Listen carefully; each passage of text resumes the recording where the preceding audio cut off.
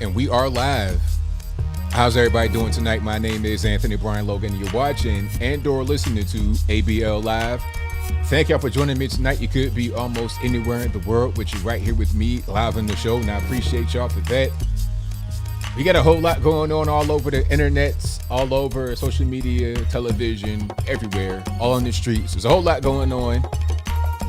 But thank y'all again for joining. If you enjoy the content on the channel, please go ahead and like the video, share the video, all that good stuff. Also, go ahead and subscribe to the channel. It's 100% free. We got to talk about Derek Chauvin, of course, getting sentenced to 22 and a half years for the death of George Floyd. That's a really hot topic right now. We'll get into that. Also, Joe Biden, that's some of your president talking about, hey, you're trying to overthrow the government. If you want to have a Second Amendment to protect yourself against a tyrannical government, well, you're going to need some nukes and some F-15s and some more stuff because you're going to come hard and heavy.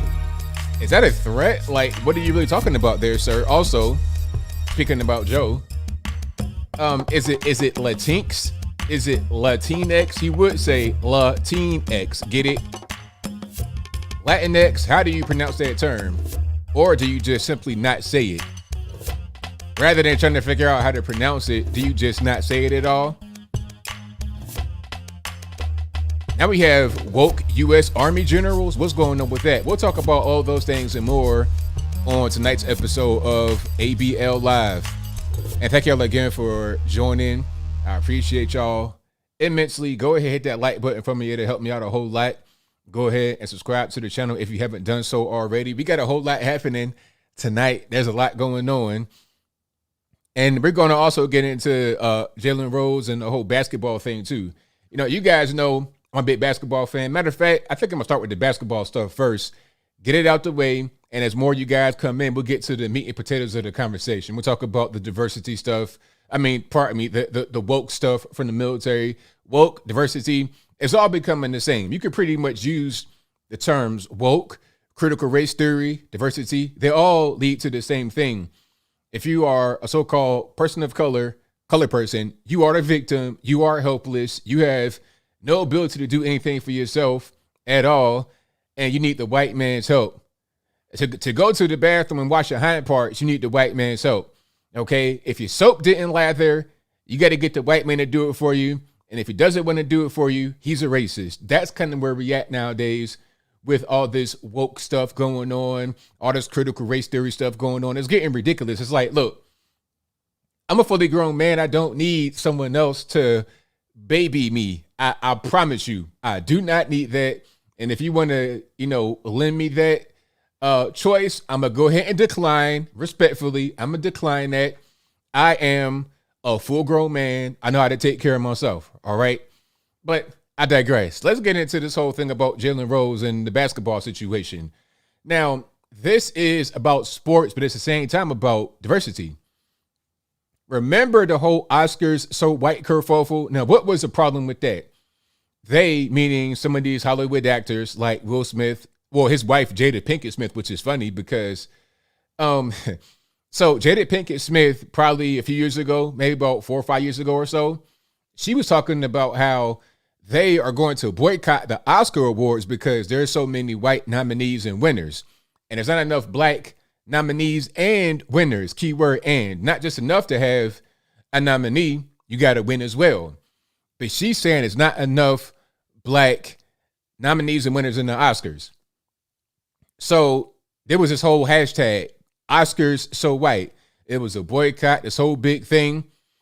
And eventually they pretty much bullied the Oscars into getting more so-called people of color, black folks or whatever, as nominees and winners. But then at that point, the award show, which is kind of meaningless anyway, it means less. Because if a nominee and winner is put there for diversity reasons, then what's the point in having an award show?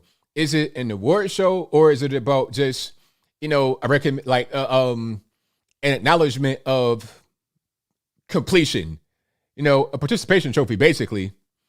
That's all that it is. But anyway, speaking about Jada Pinkett Smith, her husband is obviously Will Smith, and Will Smith has a production company called Willowwood, if I'm not mistaken. Matter of fact, let me look it up. Overbrook, pardon me, Overbrook. That's the name of his product. So if you look at movies like I Am Legend, After Earth, these movies, it's produced in part by Overbrook.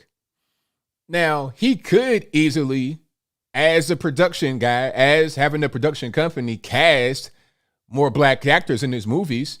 Because if you want to solve the problem, quote unquote problem, of not having enough black folks in movies, why don't you do it? Okay, you had I Am Legend, rather than just putting yourself in the movie, Will Smith, and run random, racially ambiguous lady, you couldn't put in a black person. And same thing with After Earth. You wouldn't put in your son, rather than putting in some other kind of black actor that's just on the street in Hollywood trying to get something cracking. So you have the power, you have the money, you have the influence to change these things, but you don't do anything. You just want to cry about it and make, you want to get woke points for doing so. But anyway, the whole thing with Oscars So White is that it was not enough so-called people of color that were nominees and winners in the Oscars. So the Oscars went from being 70, 80% white winners and nominees to like 50% white winners and nominees, and the rest POCs, right? 70% to 50%. Now, the NBA is majority black. There's very few American white guys in the NBA, very few, let alone like top tier guys. Most of the white guys in the NBA, especially the top tier guys, are European. Luka Doncic, Nikola Jokic, these guys. And even back in the day, you had Dirk Nowitzki, Petar Stojakovic, Hedo Turkoglu, Drazen Petrovic, RIP, Arvydas Sabonis. All these guys came from Europe. And I don't mean like UK. I've never seen a white guy from the United Kingdom ever play NBA basketball ever. And if I'm wrong about that, let me know. I think the closest we got to France, UK, something like that was Tony Parker, who's black. But again, I digress. You got these Eastern European guys coming to the NBA and doing very well, but not very many American white guys. So most of the teams are going to be almost 100% black. Now, Jalen Rose, former NBA player, and I got to admit to you, when I make my video, I'm coming from the perspective of a guy that does not watch ESPN. I like Jalen Rose from what I knew about him years ago. I've not been watching ESPN lately. ESPN sucks. That's the worst channel on television. I mean, I think it's worse than Bravo, like the gay network. It's worse than everything. Okay. It's terrible because, the thing about Bravo is like, all right, it's telling you what it is from the beginning, right? It's a gay network. So if you want to watch gay stuff, it's right there. And it's fine. They can have their little network. I ain't tripping because I know what it is before I turn to it. If I don't want to see that, I don't turn to the network. However, I do enjoy sports. I am 6'3". I used to play basketball, football, stuff like that just for fun because it's fun to play. You're going outside with friends, you're a teenager, after school, playing basketball is fun. So I do enjoy basketball, football. I've been to basketball games, football games. I've been to baseball games. I've been to arena football games. I've been to arena hockey. I just enjoy sports. It's fun to do, fun to play. It's a pastime, right? So if I want to watch a basketball game, now I got to do with the stuff from Bravo right here on ESPN. Why? There's a channel just for that. Why must I see that right here? I was watching some of the game the other day because they're in the playoffs. I've not watched all year because of all the SJW. I can't take all the SJW stuff, but I just happened to watch the other day because my team, the Bucks, were on. I'm a big fan of the Bucks, have been since I've been in high school, back when they had Ray Allen and these guys. And I turned to it, and then I heard the announcer talk about, oh, we're going to donate money to LGBTIA+. He said that, the IA+ at the end, the whole thing. I'm like, what am I watching? But anyway, I'm going down the rabbit hole, so I digress. Jalen Rose, one of the, and I saw that Apple, I'm going to get to that in a minute. Jalen Rose, former NBA player, now current ESPN host, says that the team going to Tokyo for Team USA men's basketball, all NBA players is going to the Olympics. It should be 100% black. And since it's not, it's shameful that it's not 100% black because there's one white guy on the team, Kevin Love. Now, Kevin Love is not an excellent player. He has been an excellent player in the past. You know, he was getting 20 and 10 all the time. He had numbers like Shaq and Karl Malone. I'm not saying he is the equivalent of Shaq or Karl Malone, but he was getting those kind of numbers back in the day. And he already has a gold medal from back in 2012 when he played. Now, granted, you're almost 10 years later. You're not quite the same, but he is a veteran. He has experience. What's the big deal? There's a lot of guys that don't want to play on a team. LeBron, Kyrie Irving, James Harden. A lot of your top tier guys don't want to play. If the top tier guys play, then maybe it'd be all black. But it's funny how a guy like Jalen Rose and other guys that support him would say it's fine to push for a 100% black team in the NBA. But then when it comes to Oscars So White, if you have a 70% white winner and nominee base, that's wrong. And we got to decrease that. You want to increase the team from being 90% black to 100% black, and that's fine. But it's also fine to decrease the Oscars from 70% white to 50% white. How does it make any sense? In my opinion, anything in the award show, NBA basketball team, whatever, it should be about a meritocracy. The best person should win. The best players should play. That's what it should be about. Now, if it just so happens that the best movies are produced by white actors and performed by white actors, and so be it. So be it. That means Tyler Perry, you got to get on the horn and get the wigs improved you had in the most recent movies. That means Will Smith, you got to stop trying to be on Instagram showing your dad bought off, talking about your crazy wife, and get some of these movies produced better. Just do better. Rather than saying, oh, please let me in because I'm black and I'm a person of color. And if you don't let me in, it's not fair. Just tighten up and do better. It's the same thing with the head coaching situation. In the NBA, a lot of the head coaches are white. Not all of them. I think all the guys that's left right now in the finals are black as far as head coaches. Well, in the conference finals, all that is black coaches. But a lot of the coaches are white. Same thing with the NFL. Maybe the best coaches happen to be white. Just like the best players happen to be black. What's wrong with that? If you want to have more black coaches, guys should focus more on becoming the coach, learning the X and O's, rather than focusing on trying to play. That's just my opinion. It's very few good, like top tier level coaches that were also top tier players. Jordan, best to ever do it. Is he a basketball coach? Would he be a good basketball coach? It's very few guys at the top of their game, basketball-wise, that become very good coaches. So you could focus on being Jordan, Magic, LeBron, or whatever, or focus on being Larry Brown, Hubie Brown, one of these guys like that. One of these, big pot belly, pocket protector type guys. It's your choice. But don't cry about it. Just make it happen. That's my whole thing. That's all I'm about at the end of the day. So to wrap that part on up, if you see something that you don't like, if you want to improve representation or whatever, just do it. Just do it. Just go out there and make it happen and stop crying about it. Period. But yeah. Oh, and also about Jalen Rose, he was saying that the Dream Team in 1992, they featured Christian Laettner because, it was favoritism. He's a white guy. And they had to get him from college, all this, that, and the third. Christian Laettner at that time, 1992, he was the best player that had come along in college in years. And he was most certainly the best player at that time, 1992. Christian Laettner was a beast playing for Duke. Oh, my, unstoppable. Now, when he got to the NBA, he wasn't all of that. But at Duke, he was amazing, 100% amazing. But anyway, I just think that, I have been watching ESPN for a while. Maybe I missed how woke they've become. And I think this whole thing from Jalen Rose lets me know why I don't watch ESPN anymore. I don't want to see the woke stuff. It's to the point now where if there's a game I want to see and it's on ESPN, I'm upset. I'd rather watch TNT. And shout out to Charles Barkley. Charles Barkley is going to leave inside the NBA because he's like, you know what? I'm tired of it.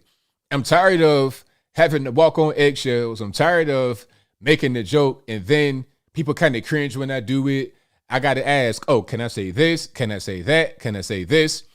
I think I think, what was that? Oh, Charles always talk about the big women in San Antonio, and it'd be a big joke, right? Anytime they bring up the Spurs, he talk about the big women down there on the Riverwalk with the churros, crunching the churros. He will always talk about that.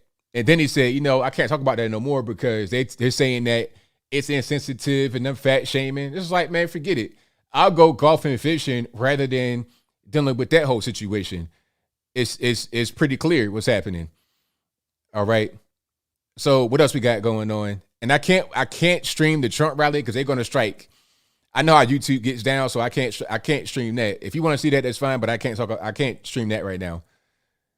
But as I was saying, so Joe Biden, you going to threaten the U.S. with nukes, with nuclear weapons? Is that what we're going to do?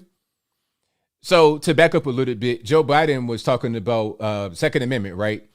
During this whole gun control speech, saying that, hey, well, we know you have Second Amendment rights and you want to protect yourself or whatever, but if you think that you're going to overthrow a tyrannical government, well, you don't have any nukes, you don't have any F-15s, so how are you really going to be able to do anything? How are you really going to be able to? It's like, wait a minute, hold on. Is it a threat right here? Is it a threat or a challenge? I'm trying to figure out which one it is, right? The Second Amendment, I'm going to keep that regardless. And like I was saying before, just because the U.S. military may have all these weapons does not mean the military is going to use them against us. The military may say, we're not going to do that. And if you are not going to use weapons against other nations because you're scared of mutually assured destruction, things of that nature, why would you use them on us? You don't want to nuke China or Russia or anybody like that, because if you do that, it'd be a wrap. They got nukes, we got nukes. If we nuke them, they're going to nuke us, and the whole world gets destroyed. Nobody wins. The U.S. will not use nukes on its own people because the people that have to actually launch them are going to be Americans. And if they did that, even if they wanted to do that, it'd just turn the whole world upside down. And the aftermath of doing that would be worse than what was happening before. So it'd never happen. So Joe Biden making these really empty threats. And at a certain point, it's like, all right, now I know that I need to keep my eyes open, keep my antenna raised up, because this guy might be an issue. He might be a serious problem. You're talking about Ruby Ridge type problem. I'm not saying he will be. I'm not saying anybody go do anything. I'm saying I'm all for peace. I don't want no nukes. I don't want no government overthrow. All I want is for us to have rights. And in the Constitution, in the paper, it says we have those rights. Right to bear arms shall not be infringed. So that's really all that matters. But to say we might use nukes against you is crazy. Now you're not going to use nukes. Just leave us out of it. Exactly. MAD, mutually assured destruction. You don't want that to happen to you at all. And I don't believe that any military, well, not our military won't do it. Now, if you overseas somewhere in one of these crazy places, maybe they do it. But over here, nah, it's a lot of guys. It's guys in the military that would if anything, they would join the people rather than just turning their weapon against fellow Americans. That's just my humble opinion. Some guys are brainwashed like that, but a lot of guys are not. So it wouldn't go the way that Joe Biden is talking about, not in the least bit. Yeah, but Biden says a lot of different things. Somebody says Biden's brain dead already. Hey, I'm not going to say he's brain dead, but hey, if it appears like he has 2 feet already in, you understand what I'm saying? And I don't know how he's really able to move around and talk and walk. It's Weekend at Bernie's, Geppetto, puppet strings at this particular point in time. The lights are on, but ain't nobody home. He's a few fries short of a Happy Meal, a few trees short of a forest. And that's a fact. 100%. That you win, yeah, but see, foreign governments, if they were to attack America, if anybody were to attack America, like in a large scale way, it'd cause so many problems all over the world. It wouldn't even be funny. It'd be worse for them on the other end of it than it would be any kind of benefit. So I don't really foresee that happening anytime soon. Not at all. All right. You say I'm wrong? Well, hey, we'll see about that. We'll see as time progresses how wrong I am, right? We'll see about that. All right. But thank y'all for being here. I definitely appreciate you guys. If you like what you're hearing so far, go ahead and give the video a thumbs up. If you're not subscribed to the channel yet, go ahead and do that for me. That helped me out tremendously, for sure. All right, and then what else we got going on? Oh, so shout out to everybody, all the LatinX out there, all the LatinX or LatinX. What did Joe Biden say? LatinX? Is that what we're going to say? Now, this is another example of how Joe Biden is not really there and is racist. And you know what? I think when Joe Biden says things like this is the mind of the common everyday liberal in DC. Now, as far as your regular normie, I'm not really sure. Maybe. I think some of the more vocal people on social media probably feel this way, but the average normie does not really understand anything about this, in my humble opinion. Now, Joe Biden was talking about, he was trying to convince folks to get the shot, right? That's what he was trying to do, trying to convince everybody to get the shot. But he was then talking about why some people don't want to get the shot.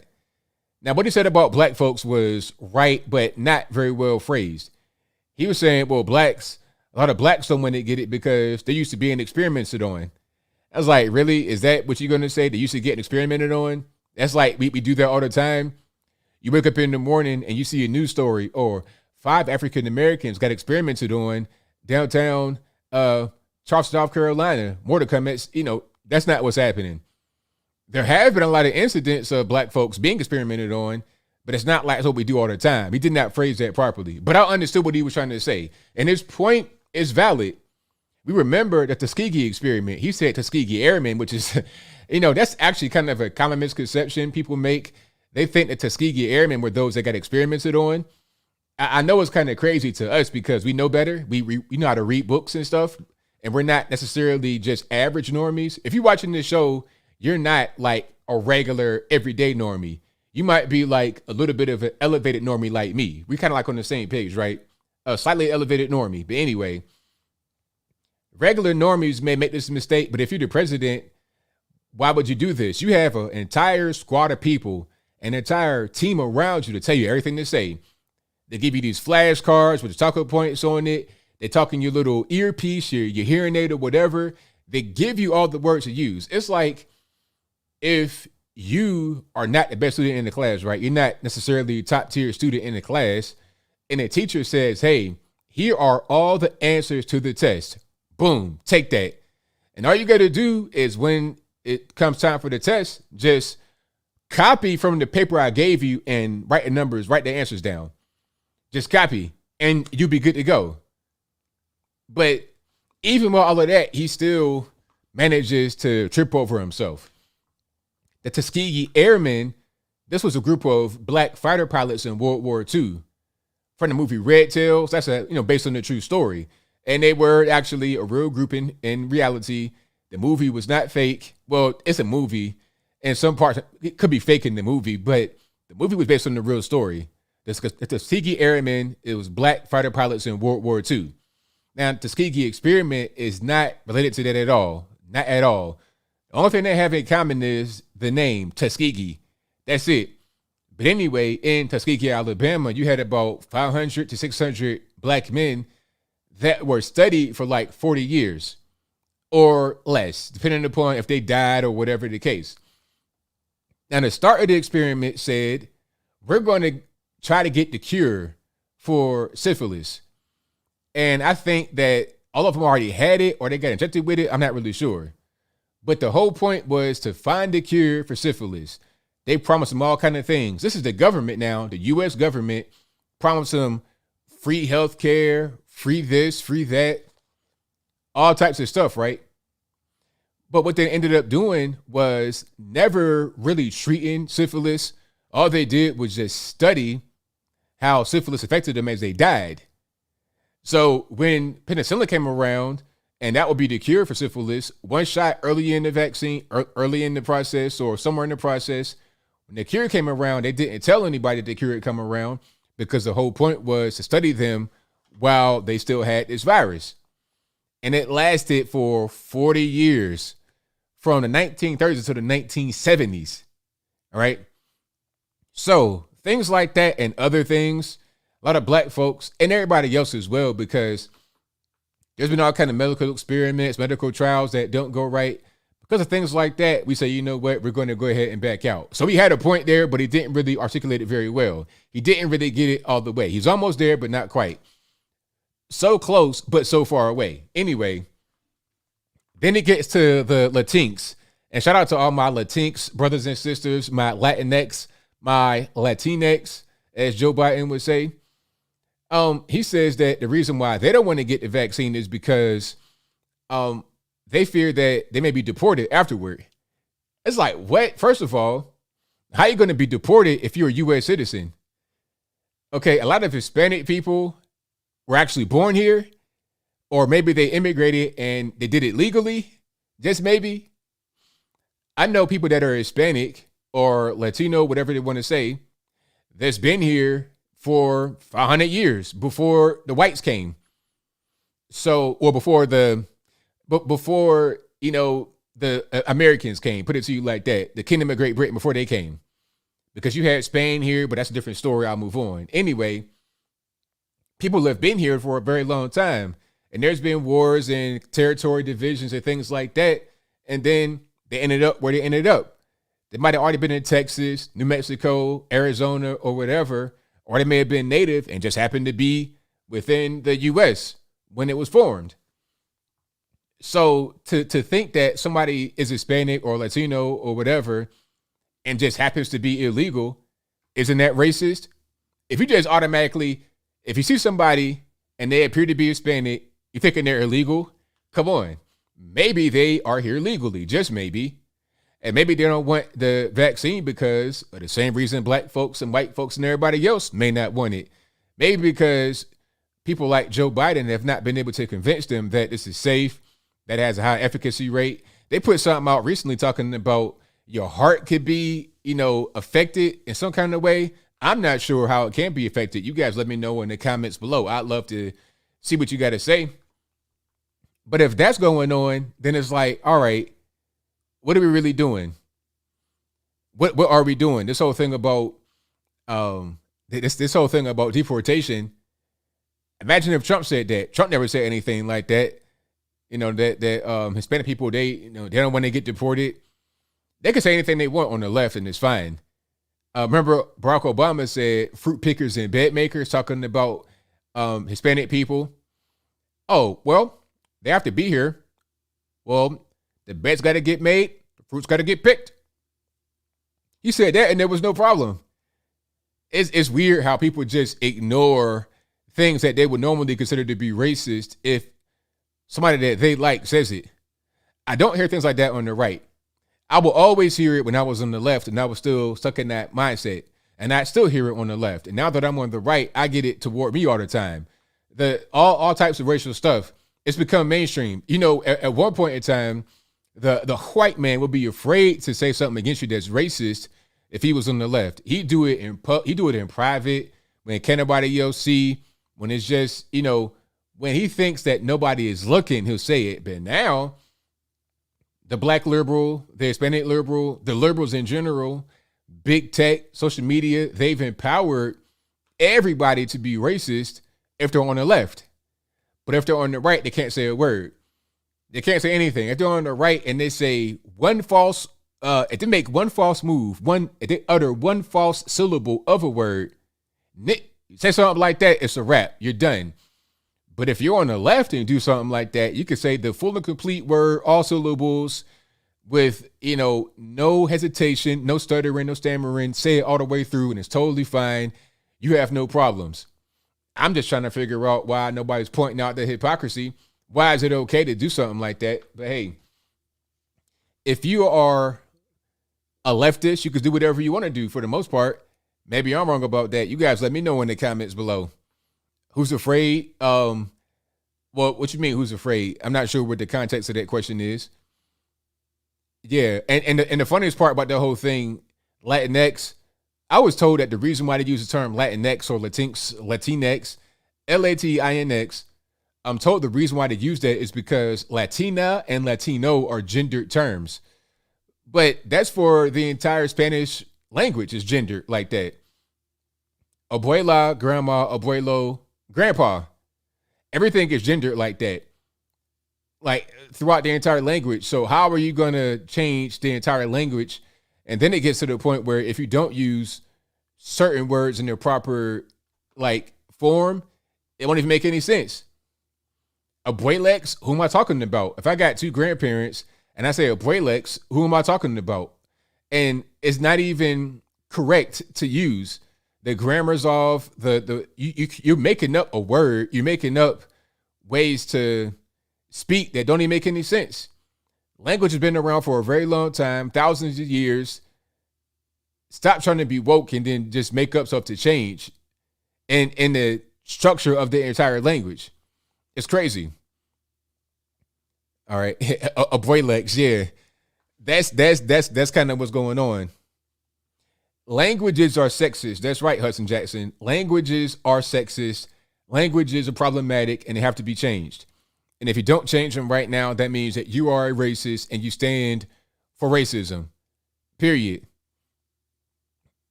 All right. So, what up? You got a whole lot going on. Hold on. Do I have a video? Oh, I'm seeing a bunch of this word salad stuff. Check it out. Here's a PSA for you guys. If you ever find yourself in a situation like this, if you ever see this, a lady like this, let me put it on the screen if I can. Give me 1 second.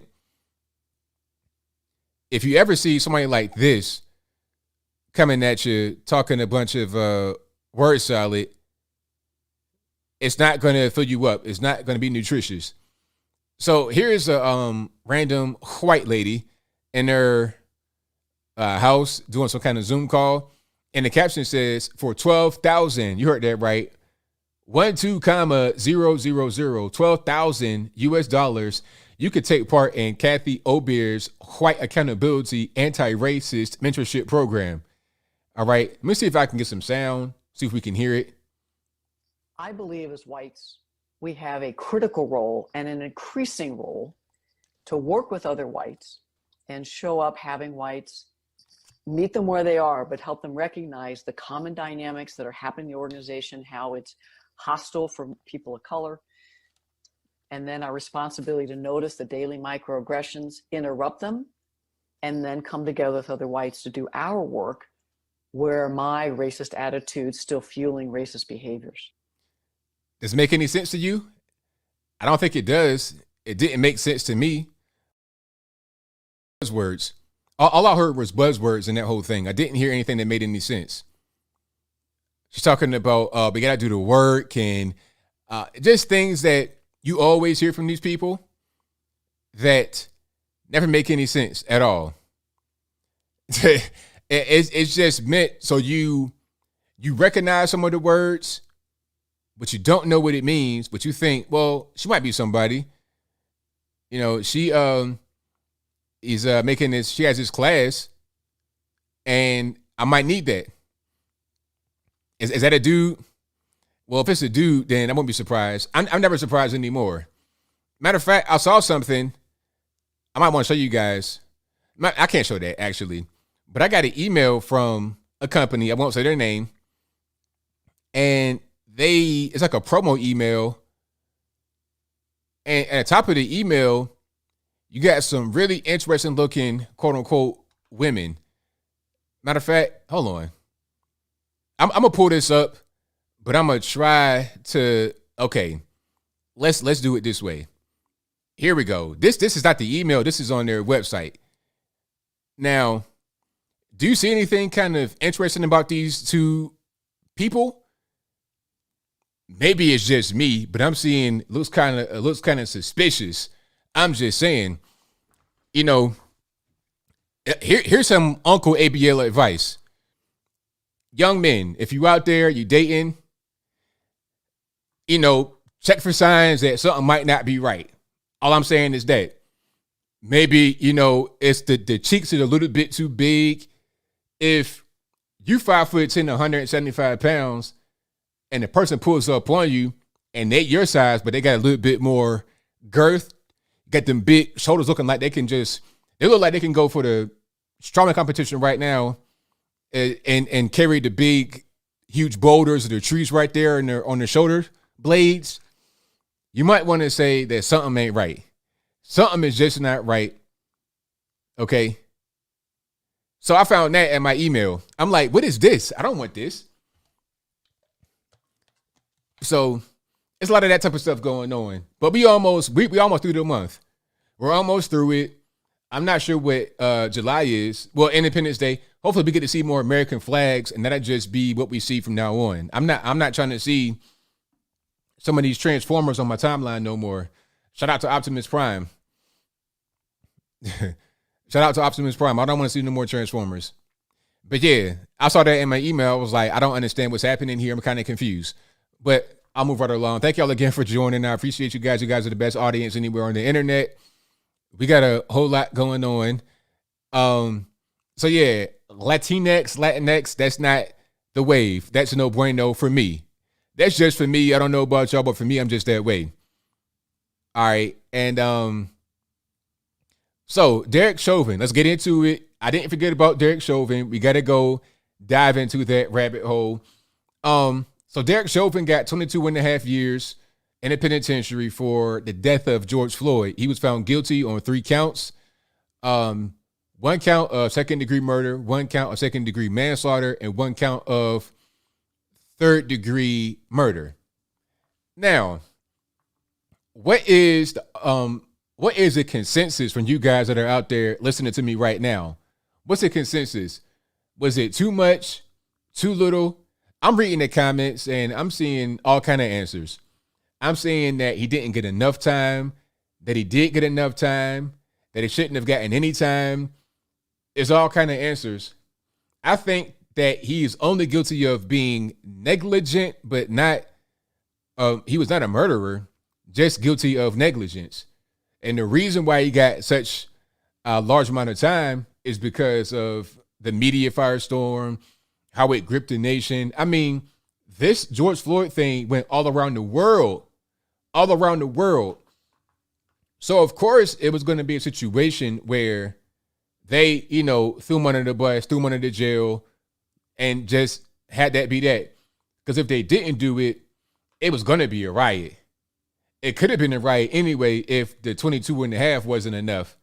And there'll still be some riots disguised as quote unquote protests. But let's just say he beat the case. Oh, man, if he beat that case, oh, no. That would have been, it would have caused so many problems. It's like, you know what? We got to give him the ultimate. And also the jury was tainted. And we all know the jury was tainted. They're talking about how, we're non-biased, all this and that, but it's not true. It can't be because everybody saw it. There's no way to really avoid it. It's not one of these small local cases where everything is just held, straight close to the chest and nobody knows anything. Everybody saw the whole thing. If you live in Minneapolis, you got whole shrines to this man. The crime rate has gone up. Defunded police is raging all over the place. It happened right during an election. Nobody can avoid knowing about this, especially if you're right there where it happened in Minneapolis. It's impossible. And then you had the juror that went to D.C. for a rally talking about, it was the MLK rally, but he had on the whole George Floyd t-shirt, and he was on the podcast talking about it with the same shirt on. He was on the podcast before he got picked up by the jury. And then when he got to the jury and they asked him, do you know anything about it? Have you been watching the news? Nope. He did a podcast about it with his face on it. So it wasn't even no doubt. It wasn't like it was an audio only podcast. He was on YouTube talking about it before the whole thing, before he got to be on the jury. So the jury pool's most certainly tainted. And the judge was like, this could be grounds for appeal because this guy said that he was somebody that he's not. He said he didn't really have knowledge of it, but of course he did because you went to D.C. Living in Minneapolis, how are you in D.C.? How'd you pay for that? Why'd you go there? You got on a George Floyd t-shirt at their rally. You just happen to have that shirt on just because that's not a message you're sending right there. And you have on the same shirt on a podcast talking about the whole situation. I mean, come on, stop playing. So, of course, he's going to be motivated to say guilty, guilty, guilty, and whatever it is, guilty. Not even worried about what the evidence is. Not even worried about any of that. Guilty. All right. But anyway, I digress. So the jury pool was tainted from the very beginning. There's no way that it wasn't. Now, as far as what Chauvin did, I don't think the knee on the neck is what caused the death. That's just my opinion. People can think differently. I saw the two autopsies. One autopsy said that the knee did not cause the death, and one did. Now, the one that did came from George Floyd's family. They hired a private pathologist, and he says that the knee caused the death from asphyxiation, cut off the airway to, the lungs. But on both autopsies, the one from the family and the one from Hennepin County up there in Minnesota, they both said that he had drugs in the system, fentanyl in the system. Now, if you got fentanyl, I seen a video of an officer in like the police station trying to handle some of the drugs. I'm not sure what he was doing, packing it for evidence or whatever. But he touched a little bit of the fentanyl, just touched it and passed out. So if you eat a bunch of it when you're about to get arrested because you don't want to get that, you don't want to get caught with that and go to jail for the fat. When you eat that right away, you could die from an overdose. I've seen that happen. I've seen people that I know in my family that have died that way from drugs and things of that nature. It happens. Now, if he was just to be another person that died from the opioid crisis, nobody would really know about it. But because Derek Chauvin was there and he did what he did with the knee, then everybody knows. And now you got a guy that's doing 22 years in the penitentiary, at least for right now, when he probably shouldn't be. The knee was department trained. I'm going to say that till the cows come home. People keep talking about, we shouldn't have put the knee on his neck. Why would they do that? Nobody does that.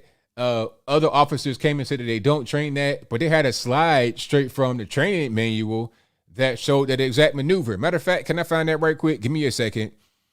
I'm going to try to get that slide to you guys right now.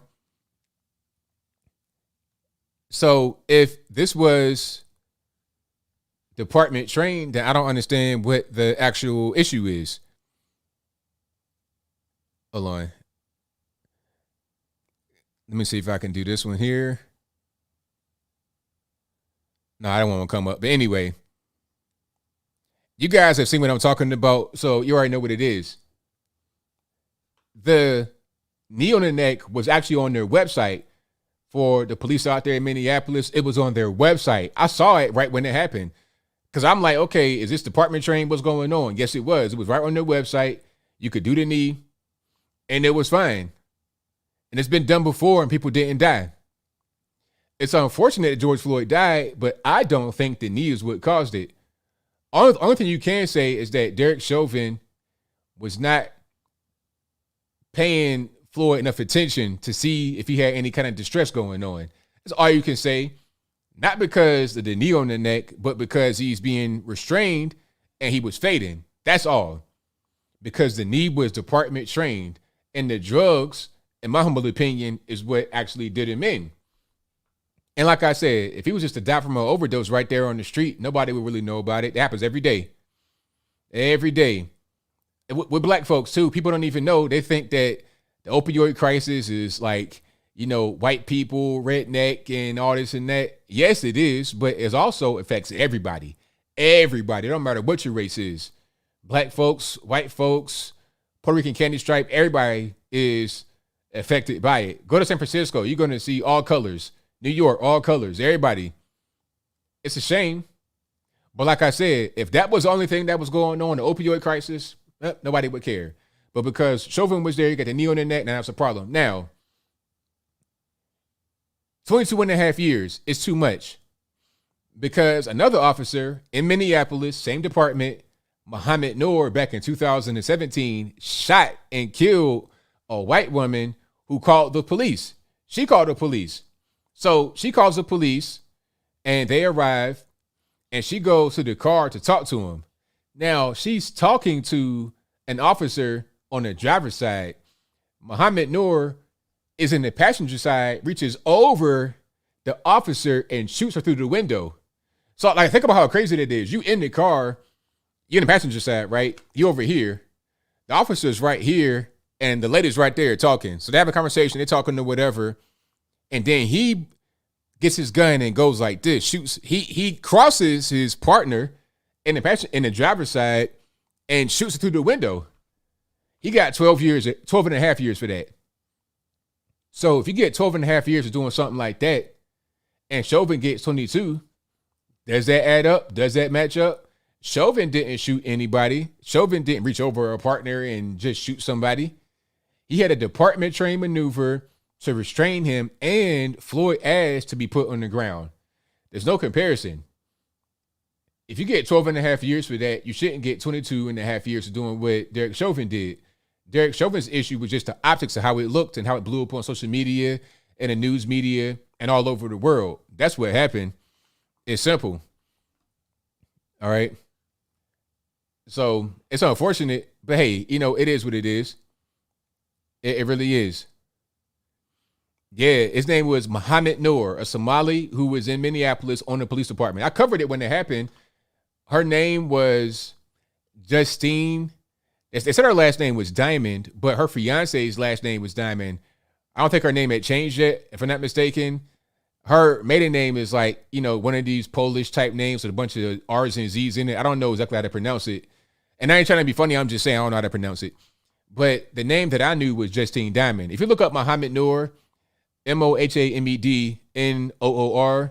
in Minneapolis, you'll see the story. All on Google. Don't take my word for it. Look it up for yourself. It's right there. 12 and a half years. Shot over his partner in driver's seat when he was in passenger seat. Shot her through the window. She dies. He gets 12 and a half years in the joint. Derek Chauvin, knee on the neck, 22 and a half. But the appeal is going to come, and I think that ultimately he won't do that much time. He'll do some time in the joint, but not 22 and a half years. Not that much. I've seen people kill people with no remorse and not get 22 and a half in the joint. It's to the point now, like in New York City, where you can be a murder suspect and get out on bail like it's nothing. Matter of fact, with no bail, and let you go. One guy was a murder suspect, got out with zero bail, and killed somebody that night when he got out. So there's all kind of things. It's like it's justice depending upon the situation. It should be about just trying to find the truth, trying to find justice. Not, well, I feel like this story was messed up. I'm gonna seek justice just right now, and that's it. That shouldn't be how it is. That shouldn't be how it goes at all. Okay, Cecilia Emirati says Noor had very negative, sexist attitudes regarding American women. I don't know anything about that, but maybe he did. Maybe he did. All right. Well, thank y'all again for being here. Definitely appreciate you guys. If you enjoyed what you're hearing so far, go ahead and give the video a thumbs up. Like the video, share the video, do all that good stuff. But like I said, we may see an appeal, and we'll wait to see how that goes. That's going to be interesting to see, but we got to wait. We have to wait to see what's happening with that. Also, I almost forgot about the woke general, Mark Milley. Now, if you guys seen this person, Mark Milley, he is a U.S. Army general, and also, the chair of the joint. He's the chair of the Joint Chiefs of Staff. I can't get it out. So he's a top level guy in the military, right, and in the government. He was at a hearing, and I think it was a bunch of lawmakers, including Matt Gaetz. It might have been a coalition led by Matt Gaetz, and they're asking about critical race theory being taught in the military. How is the issue? Because you don't want to teach that in the U.S. military. You don't want to talk about all this racist stuff in the military, teaching that to your troops. So Mark Milley got offended that people would think that he's teaching critical race theory or that he wants to bring that into the military. So he says, look, critical race theory, no, but I do want to know about white rage. What is white rage, sir? He's saying that white rage was behind the Capitol attack. Really? Why has it got to be a racial thing? See, that right there is critical race theory. He doesn't even know that it's critical race theory, because critical race theory, it'll tell you something like that certain races, it's all about putting races in classes and trying to define the races. And the way they try to define whites is this angry, undeserving and oppressive class. Murderous, and like they want to paint him as that. And everyone else is a total angel. Nobody's perfect on planet Earth. I don't care if you're white, black, or whatever. Nobody's perfect. But they try to paint whites as the devil and everyone else as angels. So when he says white rage, he doesn't understand that he'll be put in that same category for being white, not because he did anything, not because he may do something, not because of how he speaks, how he looks, just because he's white. He doesn't understand that because it's part of critical race theory. His reaction to the whole thing is probably a good explanation why we don't need to have it. But he just may not see that. He may not really understand the whole situation very well. And this is why you don't want to have critical race theory in the military. But he's like, we need to study white rage because that's what caused a Capitol riot. That's what caused the whole Capitol situation. Although it didn't really. You had people there from all over the place. It was not just one group. You had normie meemaws in there waving their American flags, drinking their Starbucks coffee or whatever, walking in the single file line. You had the police letting people in. They're at the door just waiting. They were let in by the police. That happened on camera. You had those that were out there violent. You had those that were just doing whatever. You had people that were on the left disguised as people on the right. You had leftists in there with MAGA hats on, Patriot shirts on, just doing whatever they want to do.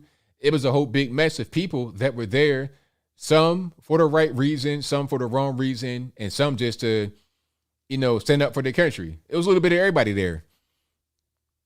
So how can that be watered down to white rage? It's because just the way to blame the white man for everything. Say, the reason why the Capitol happened, that's because white people got angry. That's because it's white this, white that, white this, white that. That's what it's all about. This is exactly why we don't want to have critical race theory just be the norm. And definitely not in the military. Matter of fact, there was an Army commander, I forget his name, but he came out and just said the elephant in the room. He said straight up that whites are to blame. So he wasn't even really trying to beat around the bush or BPC. He said whites are to blame. And of course he was white, but he doesn't understand is that it doesn't matter how much he virtue signals. It doesn't matter how much he tries to cater to the other side or cater to his black brothers and sisters. At the end of it all, he's still going to be a normal white guy. So when they say, you know what, whites are the problem, whites this, whites that, and he gets put in some kind of camp, he can't get out, then it's going to be like, what happened? It was your word, sir. It was your word. But this is a problem. Racism, it doesn't matter if it's against blacks, whites, Puerto Ricans, candy stripes is bad. And I thought that we pretty much were on the same page with that, but I guess not. Not everyone. You guys are, because you guys are perfect. But I thought that, it was a thing that people really knew. I guess not. I guess not. You guys understand it, but a lot of people don't. Simple as that. Right? And what else was going to say? So yeah, shout out to the woke general. Sir, this ain't really this what you're trying to do right now is not really going to work. People are saying, you know what, we want to do something else. We want to go a different direction. This woke stuff, it ain't the way. Definitely not in the military, not in K through 12 either, not in the country. And you're going to see more and more and more stories like this because people didn't really know what it was. It's been around for quite a while, critical race theory, but now it's gotten to a fever pitch with all this stuff with the LGBT stuff going on, plus all the woke stuff from George Floyd and BLM. All of that happening at once, you're going to blow this critical race thing out of the water, and hopefully it stays that way. It doesn't go back in the water. Hopefully it does not go back and resurface later as something else. A lot of these people on TikTok, a lot of these woke educators and whatnot, they'll say, well, I don't teach critical race theory. I teach the real American history. They'll try to disguise what they're doing as something else other than what it is. So you got to be real careful with these school teachers. They'll be in their class putting on the whole Roots miniseries from the original one with James Earl Jones and what's on his name? LeVar Burton. They put that whole thing on and watch that, which was the worst piece of fiction I've ever seen in my life. Roots is not only fiction, but it's plagiarized fiction. The worst. People refer to that as like a documentary. Obviously, it's not. How are you going to have a slavery documentary? Like, was there any kind of cameras back then? any kind of studio sets back then to capture slavery and put that on television? No, it wasn't. But people still refer to that as like a documentary. It was not. It's plagiarized. It's a Hollywood production with rich, well-to-do actors and actresses in it. That's what it was. Nothing more, nothing less. All right. Somebody said European bloodlust. I mean, hey, if the Europeans are, if they bloodlust, then everyone else does as well. I mean, I was talking about the Mayas and the Aztecs, and the Mayas and the Aztecs are powerful warriors. Who were they fighting? It wasn't a white man. Who were they fighting? You tell me. Okay, Africa the same way. You got all these mighty warriors, spears, and all. Who were they fighting? The Japanese, raping Nanking, all of that. Come on. Everybody fights. Everybody has their imperfections. So to focus on the white man, I feel like it's just like an inferiority complex, because the white man is easy to blame if you're not where you want to be in life, or you've some kind of insecurity internally. You can blame the white man and feel better about yourself. But really what you do when you do something like that, when you blame the white man to feel good about yourself, you put yourself down. It's like you're beating yourself up to feel better. It's weird. People do that though. But I don't like beating myself up to feel better. That's not, to me, that's not very logical. So I don't engage in that kind of behavior. So I'm not a racist person, and I have a pretty fulfilled life as a result of not being soft and looking at everybody and looking at anyone that's superior to me. That's just kind of how it is. But if anybody got an issue, call the number in a little bit. We'll get to it. All right. I got super chats on deck. I'm going to read those, and then I'm going to get to the calls. You guys on the drill. The number to call is 434-658-1220. Give me a little bit, and then we're going to get straight into the calls. So let me go to the supers, and we're going to go ahead and get rocking and rolling.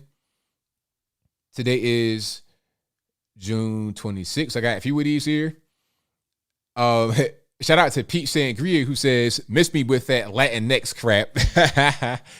Thank you. Thank you to Apple, who says, New York City Mayor de Blasio makes George Floyd statue white. Yeah, I saw that. That's funny. It was funny how people said that the statue or the big head, the bust or whatever of George Floyd was defaced with black paint. But wasn't he black? Why is the statue white? It's weird. How can you deface a statue with black paint when the person was black and the statue was white? Anyway, Hudson Jackson II says demo brats are now saying protesting against CRT is due to white rage. So am I.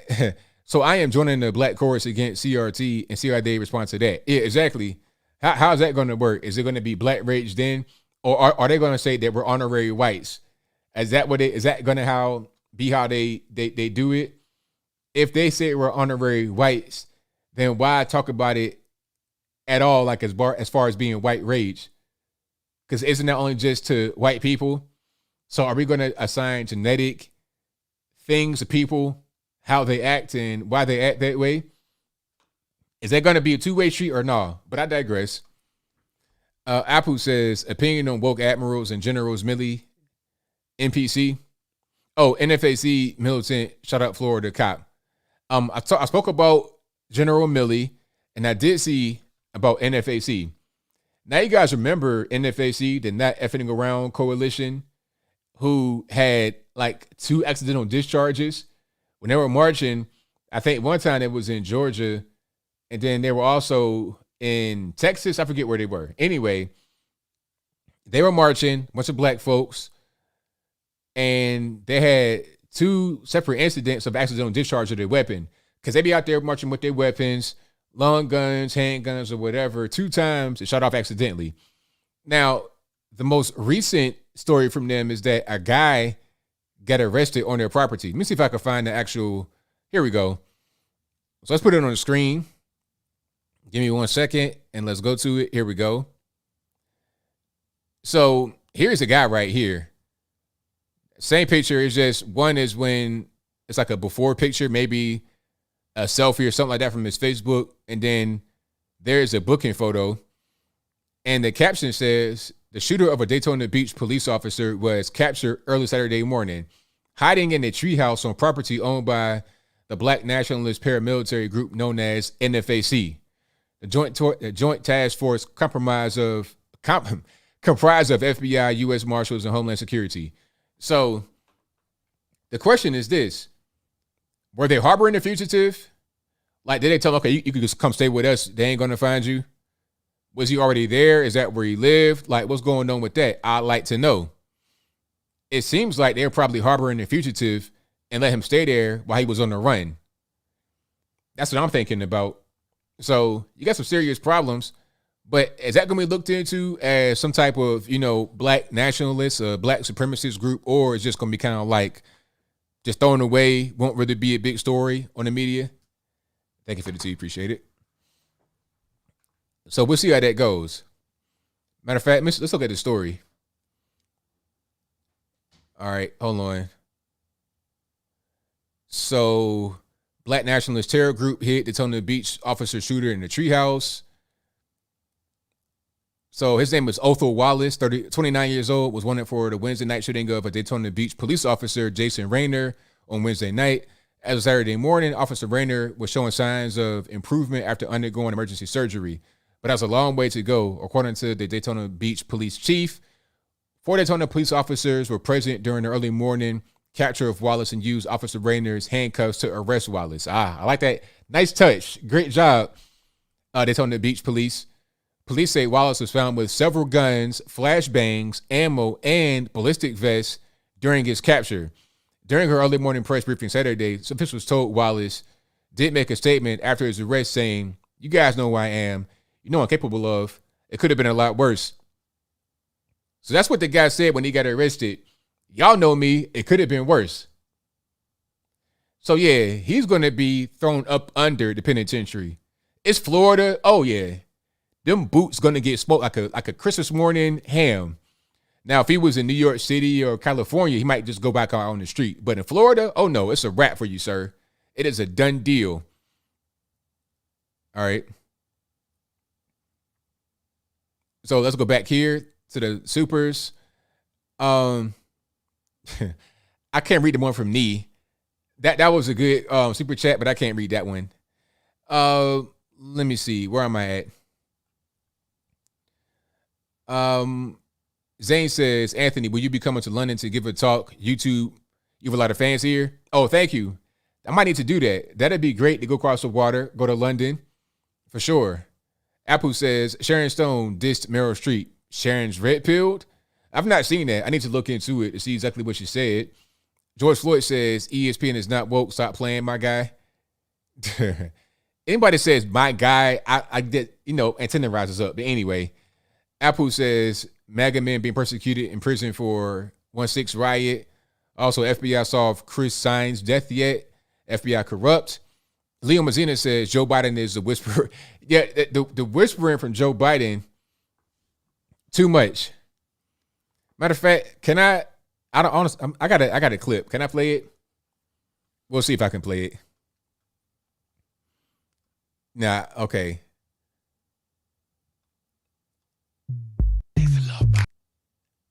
Hold on. Let me see if I can play it.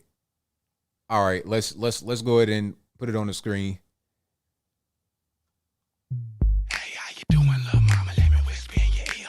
Tell you something that you might like, dear. You got a sexy little body and your booty looks soft. Yeah, it's like, Biden, why are you whispering, man? You're whispering in the microphone. When you whisper, you don't want me to hear, but you're doing it in the microphone so I can hear. It just makes no sense. But anyway, move on.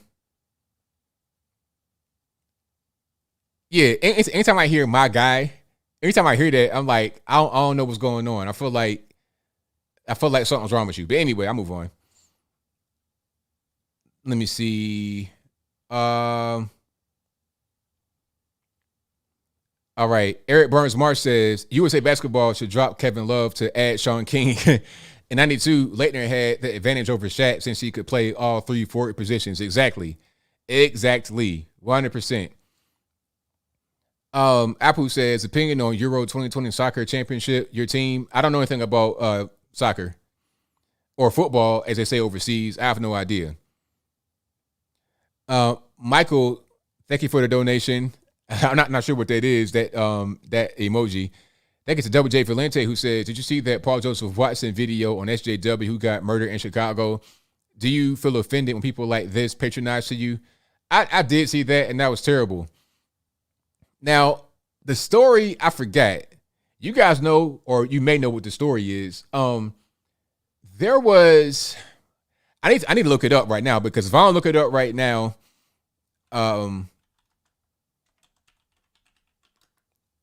it's going to bother me for a while. But something, I'm going to tell you the story right now, because we kind of hard for me to look it up right now. But the story was something like this. She was going out there. She might have been from some other country or something, or some other part of the United States. But she went to Chicago to try and talk to the gang members, trying to build a bridge, something like that. She was trying to be super woke out there in Chicago, right? Trying to feel like, oh, they're just underserved and their voices aren't heard, and she got murdered. It was super sad. I ain't even trying to make a joke about it. It was real sad, but it's like we trying to tell you, don't do that, man. Like, listen to what we're saying. We from these environments. You see, we come from these kind of environments, and the first thing we do is leave. Nobody wants to be in the hood, or you can't come to the hood. Who wants to be in the hood? Nobody wants to be there. Everybody leaves. I might even do a video about that. Hold on. Let me find the I gotta find this video right quick, because I need to do a reaction or something. Okay. Let me see. So the name of his video was called "The Tragedy of Utopian Thinking." Okay. A matter of fact, here we go. Here's a video. Big up Paul Joseph Watson for the news clip. Right on time, sir. Let's get to it right quick, and then we're gonna get to some more. Not Kimchi was studying at the Department of Criminology and Criminal Justice here at UMD. Back in 2018, she published an investigation about racial and ethnic disparities as part of her studies. While visiting Chicago over the weekend, Kimchi was viciously stabbed in the back and neck after she was ambushed by a homeless man who jumped out of the bushes. Following the insistence of the Pointer fact-checking group that local news stations should... Okay, local news reporters have amplified narratives that connect Black and brown communities to crime. As a result, we have fostered systemic racism through our crime coverage. Reduce coverage of crime and stop connecting it with, quote, black and brown banner and a blue tank top. So a passionate activist who railed against the justice system discriminating against black criminal suspects was killed by a black criminal suspect. Now again, this is a horrific crime. It's terrible. It's really terrible. Crime scene is in a relatively secluded area, apparently not the sort of place you'd find a lot of pedestrians. You see some people who are like yelling, people with mental issues, like having a bad time. A little surprised. I kind of avoid this area because it can get a little weird. It's a pretty obscure route, really leads to the freeway and the underpass. So it's not, Now, this is the police chief. If it looks familiar, he's also the police chief that was in Dallas when they had the shooting. Remember the BLM guy that shot like 4 or 5 cops? It's the same guy. So he left. He retired from Dallas, went to Chicago to become their police chief. Just jumps out at you. What's direction? Where was she going? Where was she coming from? So as you can see, this area is pretty secluded. Going down this ramp, it's not a well. So she was in this area where it was like a bunch of like a homeless encampment or something like that, some crackheads or whatever. And dude jumped out on her and stabbed her, killed her. It was crazy. But this is why we avoid those areas. This is why we don't go over places like that. And if you're going to go there, somebody said it, stay strapped, protect yourself. You know, this is why we have guns. This is why we do things like this. People that have never really been around that kind of environment simply don't know. They don't know. So they go and say things like, oh, well, justice system is racist, all this and that. The coverage is racist. And then, you see, the problem, the messed up part is that, for real, you don't know the half of what goes on in these areas. You don't see all the stories. A lot of things that happen do not make the news. So when a thing like this happens, the person that's caught off guard, they think they're safe. They think it's just this racist thing. They don't understand what kind of danger they're really in. until it's too late. Like I said before, a lot of people that believe in all this communist stuff and trying to be woke, they won't believe that this stuff does not work until that military boot crashes their dome piece. Shout out to Yuri Bezmenov for telling us that. They don't get it until it's too late. We're trying to warn them. We try to tell them. And I just hope people wake up and don't become like this young lady, because that's a tragedy. Pure tragedy. All right. I'll move on to the next super here. Let me see. TSM Space said people really want to be entitled based on their personality. I think they should make a special bathroom just for Likes Pizza. Thank you to Ian Kenny, who says, funny how these Marxists preach about socialism while simultaneously capitalizing on racism. The hypocrisy is real. Oh, yeah, 100%. Thank you to Apu Bakr All Puff Daddy, who says, Tony Temple's cop killers got zero time. Family, no money. Well, the people that were involved with his death, the officers that were, like, he wasn't a cop killer, but I understand what you meant. Let me see. TSM Space says, if you take a person into the hold sober, then put them into the hold on the same drugs, they will definitely feel a lot more at risk on drugs. Exactly. If you're on drugs, your breathing's compromised, you smoking cigarettes, you on all types of drugs, your breathing ain't going to be right. And he already had issues with his organs, his body, and everything else. It was just a bad situation. Speaking about George Floyd, that is, of course. Thank you to Noah Garcia, who says, got my USA special edition hat just in time for a Sarasota, Florida rally on July 3rd. Thanks, ABL. Hey, I'm glad you like it. Thank you for getting your hat. I really appreciate you. Shout out to Hudson Jackson II, who says, it's Justine Damon. She changed her name from Rushik. And I'm sorry, I know I butchered that. It's not my fault. Pronounced Rushik. Okay. To her fiance's last name before the planned wedding. Got you. Thank you to Eric Burns Marsh, who says General Milli Vanilli needs to track Russian and Chinese military maneuvers, not white rage. Exactly. Thank you. Keep your eyes on the prize, sir. Don't get distracted by this woke nonsense. Thank you to Datslav at Man Carey, who says, never forget, Iran created the coronavirus to frame China and funded CRT and the BLM riots via Soros. Well, hey, I don't know nothing about that, but you're saying it. I'm just reading the super chat. Thank you to WJ Valente, who says, have you seen the movie Karen trailer? Do you think it will stop Karens from being Karens? I saw that trailer. Can I play that right here? Hold on. Can I? I'm going to see if I can. I should be able to.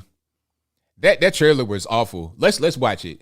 I think I'm live streaming, so I should be straight. And you know what? Hold on. It's a BET movie. That's hilarious. Okay, so let's watch it together. If you've not seen it, get ready to cringe. I've warned you in advance. It ain't nothing weird, but it's just cringy. That's all. I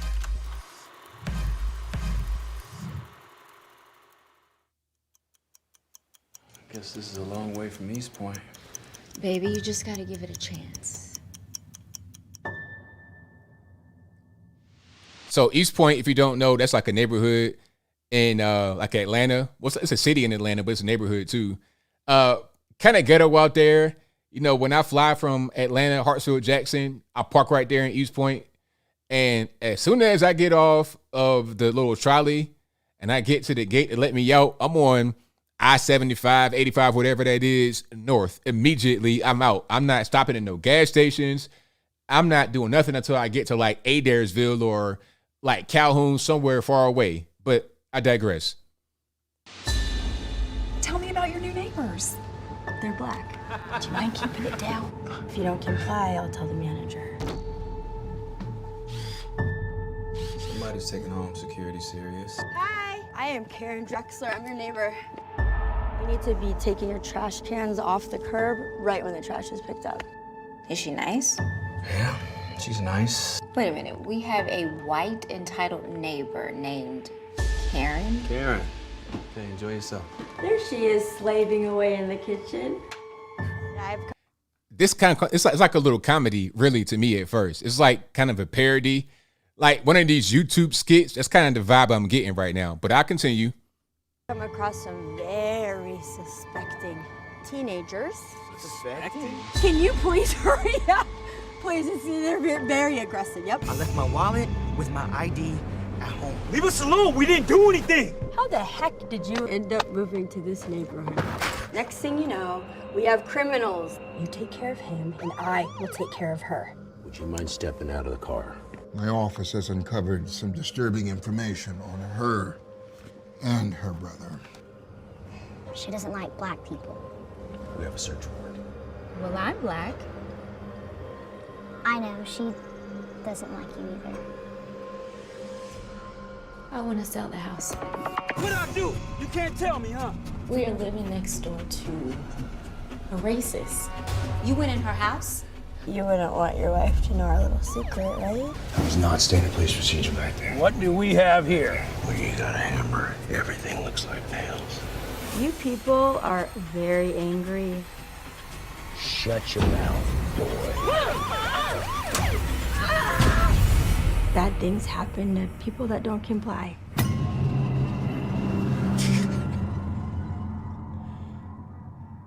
So it's like it's supposed to be like a horror movie or something. I'm not really convinced it's going to be a good film at all. And you see the ratio. The ratio is off the chain. You have 8,000 likes and 41,000 dislikes with about 839,000 views. 41,000 dislikes, 8,000 likes. Okay. Somebody said it right there. I'm just reading random comments. I just went to it just now. This user, Jax Blade, verified, says, looks like one of those college humor SNL parody sketches. I'm embarrassed to be alive. Wait, Black, great job, writers. You know, if you don't watch the movie, you ain't black. It's all kind of just comments saying how trash it is. That was cringy. So are you going to go watch that? Is that going to be top of your list to go out and get that, watch that movie? I mean, if you're going to do a movie like that, let it be good. Don't have this, YouTube skit, C-level, E-level acting crap wrapped up in some type of big budget movie. If they spent more than $1,000 on a movie, I'd be surprised. That movie could have been shot on an iPhone, for real. But I digress. All right, I got a few more. And thank you for that, WJ Valente. Thank you for that super chat. So I got to watch that cringe. If you cringe, it's not my fault. Blame the white man. Thank you to Little Flame for a donation.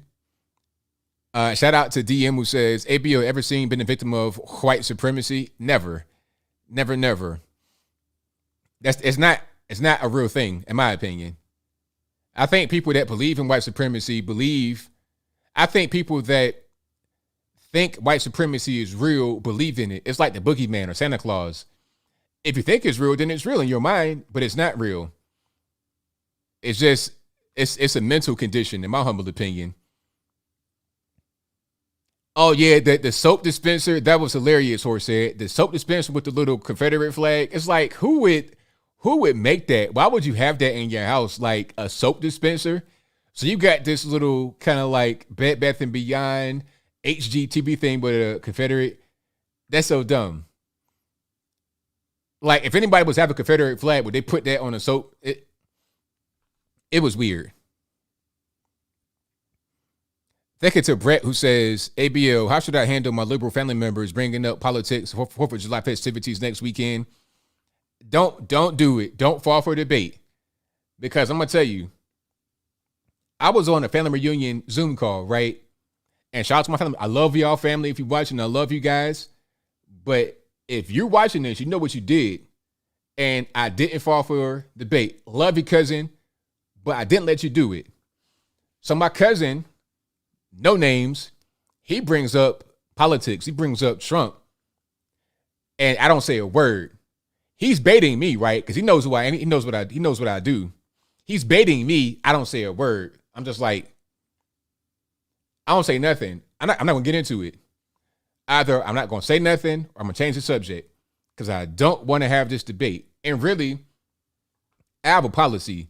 I don't debate regular normies in the street if it's not warranted, and I do not talk politics with family members at all. I used to do it back in the day.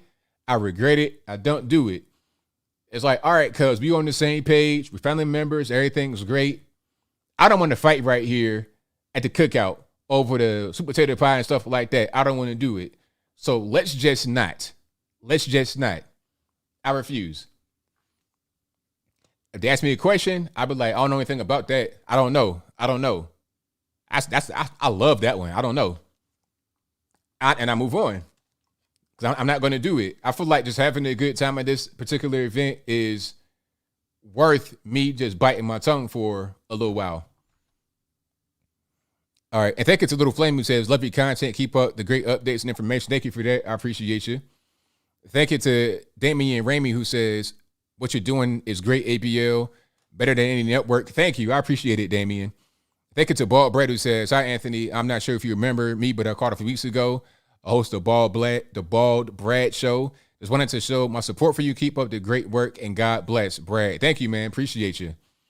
And shout out to Horsehead who says she's the hustle and flow girl. I can't say what you said. So was that the girl from Hustle and Flow? The pregnant girl that was with the pimp? Was that her? I had no idea. That's hilarious.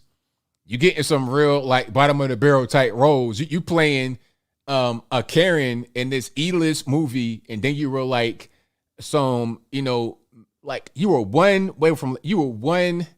I think, direction away from being a straight meth smoker on Hustle and Flow. You understand? All right. And also, one more super chat. Thank you to JM who says, oh, we got a few here, actually. JM says, Don Lemon stole Karen's cookie jar. Salt must flow. And I saw what Don Lemon had. That was funny. And Matthew Phillips says, I think the writer of Karen is taking you at your word, ABL. The movie is literally blaming the white man. Exactly. All right. So we got super chats done. Let's get to the calls. You guys know what the drill is. The number to call is 434-658-1220. Again, 434-658-1220. Yeah, I don't care about any politics with family members. I refuse. They try to bait me all the time. I'll be on the phone having a conversation and it'll shift and I pump the brakes. I know I was on the phone one time with my cousin, same cousin, and then my dad joined the conversation. And once my cousin shifted to politics, my dad was like, hey, I'm gonna go ahead and go. Y'all be good. I was like, see, I got it from him. So I do the same thing. I don't even do it. All right. But the number to call is 434-658-1220. Again, 434-658-1220. If you're having a hard time getting on, just keep trying. And if it's hanging up on you and stuff like that, just keep on doing it. If you call in, please have the sound off in the background because I can't hear it. If I can hear it, then so can everyone else in the crowd. And I don't want to hear your kids in the background getting beat or your MMA fight in the background. I just want to hear your voice. All right. So again, the number to call 434-658-1220. Also, there's an email for Skype in the description box below. Check it out. All right. We got sound here. 240, you know line, who am I speaking to? Uh-oh. I got 240 didn't pick up. While the other line was speaking to 717. Hey, it's Big Mo, ABL once again. How you doing tonight? Everything's right about yourself. I'm doing good. It's great to hear from you, man. Hey, I got a question. I'm probably going to trigger a lot of people with this question. I'm probably going to trigger you. What is your thoughts on Sean King? White man trying to be white man pretending to be black, white man with a mental condition. You got that right. Because I don't know if you heard about this. The George Floyd statues, you said that they were defaced in New York. They were actually vandalized. Where's the other place that they have it at again? There's New York and somewhere else where they have the George Floyd statue, the one where he's sitting down. Oh, you're talking about Newark. Place? No, go ahead. Newark, New Jersey? Yeah, there. So it's like he wants justice for those statues being defaced. And I'm thinking to myself, man, you're just Sean King grifter. And, you know, I heard stories about him, you know, supposedly he raised over, I think it's $1,200. I don't know if you could correct me if I'm wrong, like $1,200 for Samira Rice. I hope I'm getting everything correct. But you could tell he's that type of guy that's a grifter, and he's basically someone who is someone that he is, like white supremacy. He's a white supremacist, and he's trying to preach against that. He is who he preaches against. People like that make me sick. And that's the thing about these SJWs. They kind of back themselves up in a corner. People like Chelsea Handler, don't even get me started on her, you know, saying that, what was it, last year or the year before, to 50 Cent, you're black and you're not allowed to vote for Donald Trump. These SJWs, man, they think that they're entitled to tell people what to do, and they are who they preach against. And you probably noticed that, ABL. You probably noticed that a lot. I bet everybody in the chat probably noticed that.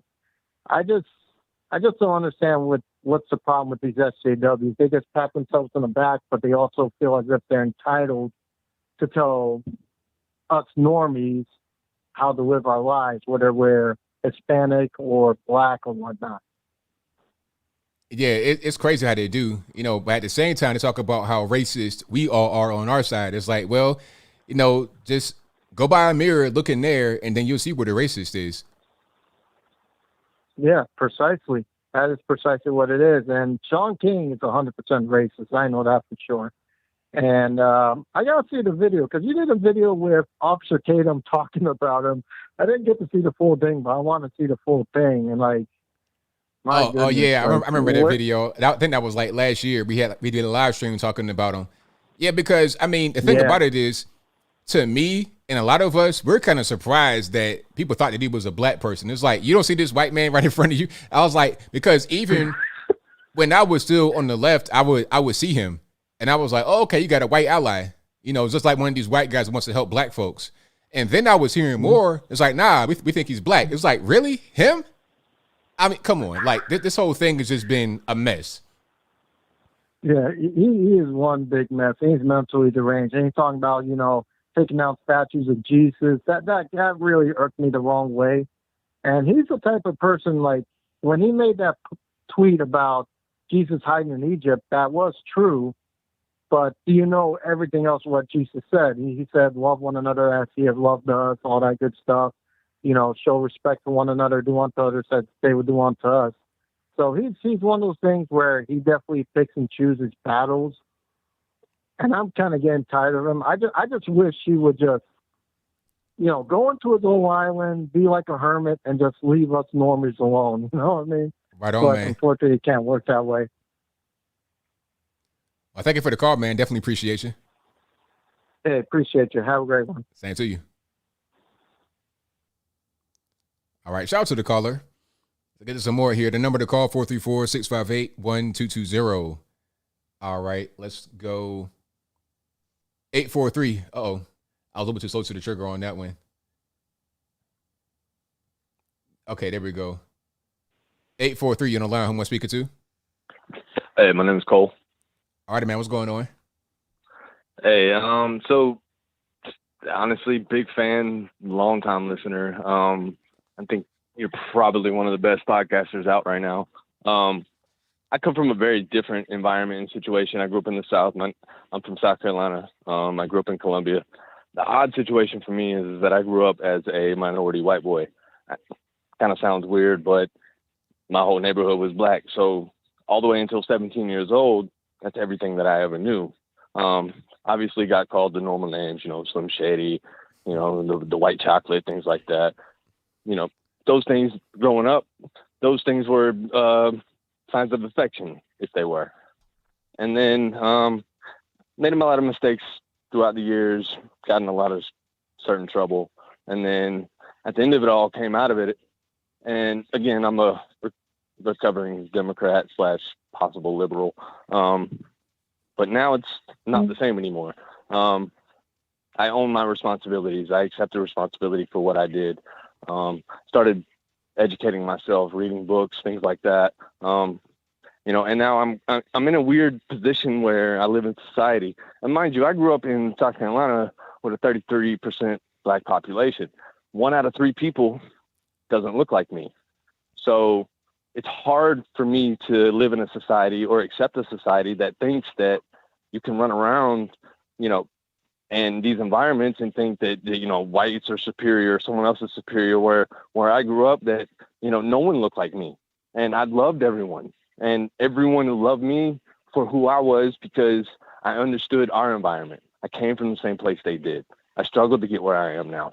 I worked hard to get where I am now.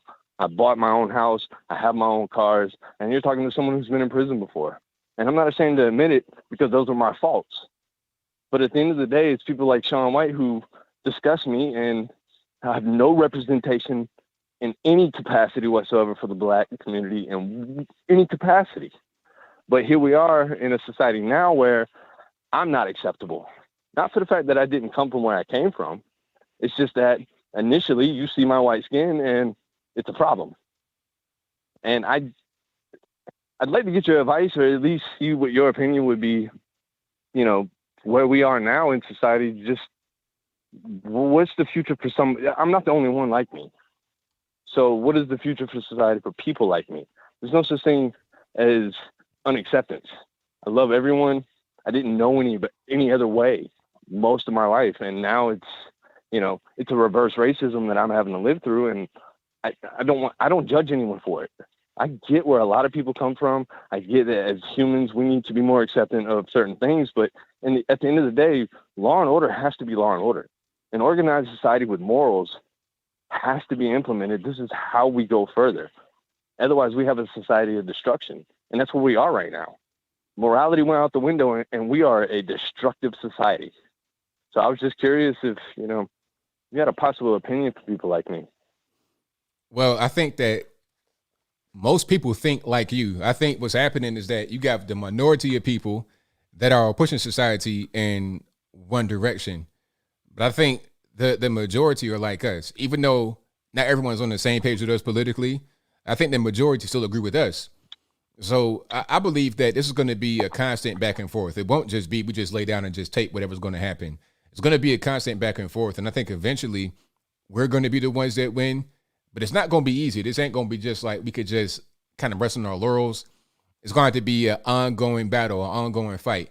So I would just say have faith and stay in it. I'm listening. Yeah, but go ahead. I mean, I say just have faith and stay in it. I mean, and see, that's the neighborhood. That's the community I grew up in. See, the Black community in the South is nowhere near anything the Black community is out west or up north. We have, there's a very big family structure in the South when it comes to the Black community. Church is very important. Christianity is very important to the Black community. And that's the same community that I grew up in. I got my neighborhood news from a barbershop. I went to an all-Black barbershop growing up in my life. And even now I still go to an all-Black barbershop, even though I don't live in the same city that I grew up in. And for me, those are the people that I connect with. You can't change me now from what I've already become.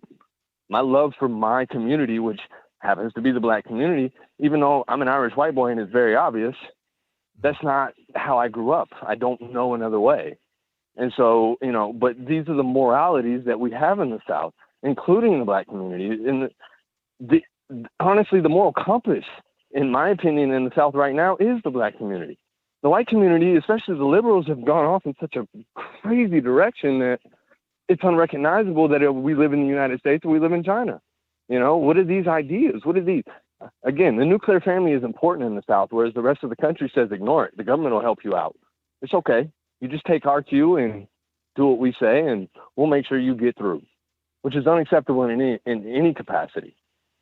I mean, a capitalistic environment means that we all have a chance to become something greater. And yet we waste it. We throw it away. We'd rather call someone racist because we disagree with them and then actually listen to what they have to say and grow and prosper from it. And I can't wrap my head around, coming from where I come from, that I am unacceptable in this society now. And I don't understand where my place is because it always used to be where I grew up. I'm gonna tell you this though. I'm gonna tell you this. There's still communities that feel same way you feel all over the country. I mean, like where I live right now, everybody's cool, everybody's nice, everybody's pretty much on the same page. A lot of it depends on where you live in the country. You have a movement of people that are trying to transform the whole nation into something else, into something different, into something weird, but not everybody's buying into it. There's still a lot of places all over the nation where everybody's moving to that are not quite that way. So I just say, just try to find those that got on the same page with you and connect with them. I don't think that I don't think we fallen just yet. I think that there's still quite a bit of life left in us, and we got to fight for what we have left and then gain more so we don't become overcome with all this nonsense, and that'll just be the norm. We can't escape it. So thank you for the call, man. Definitely appreciate you. I appreciate it, man. Thank you for taking the time to listen to me. No problem. Yeah, I feel what he's saying. It feels like there's no more place for people like him, but it's communities all over the nation. Like I said, where I live, everybody's on the same page. We are right here. It's all good. But you go to certain places, it's not quite that same way. If I go to San Francisco right now, it ain't gonna be the same way. If I go to New York City right now, it might not be the same way.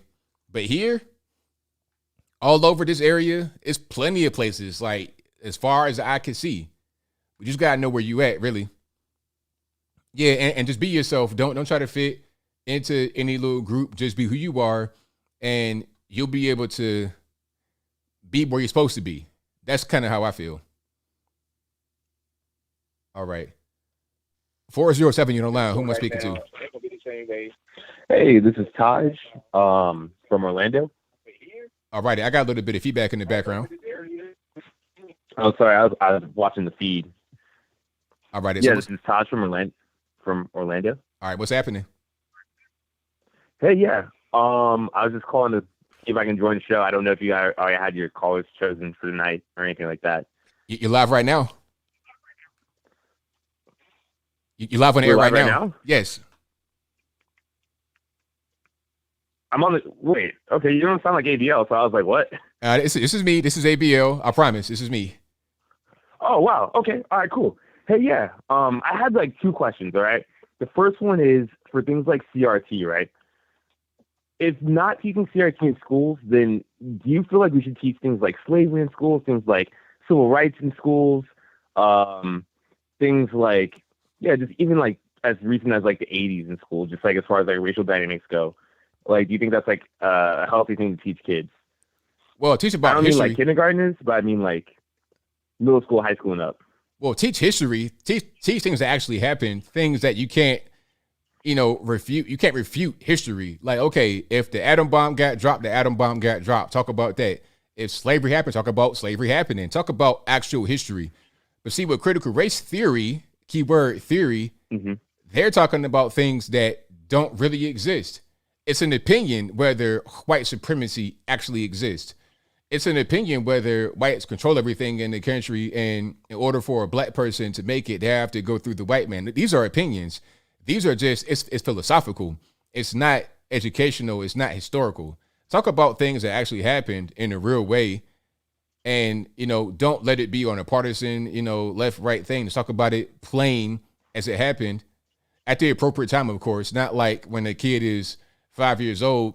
I mean, if a kid's 5 years old, how are they going to understand slavery? That's appropriate for 5-year-olds. Right. So teach it when it's appropriate, but don't bring in things that are just opinion and, kind of philosophical to push a political agenda and how someone thinks.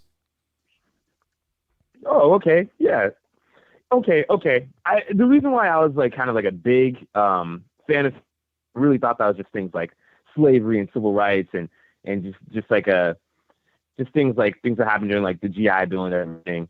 I think we're seeing eye to eye, but we're just like calling it different things. So that's completely fine. As long as we're still teaching kids about things like slavery, and just the civil rights era and stuff, I feel like that's completely fine. Yeah. I think you agree with me on that one. Yeah. Like talk about things that actually happened. History. You can't deny slavery happened. Talk about it in a real way.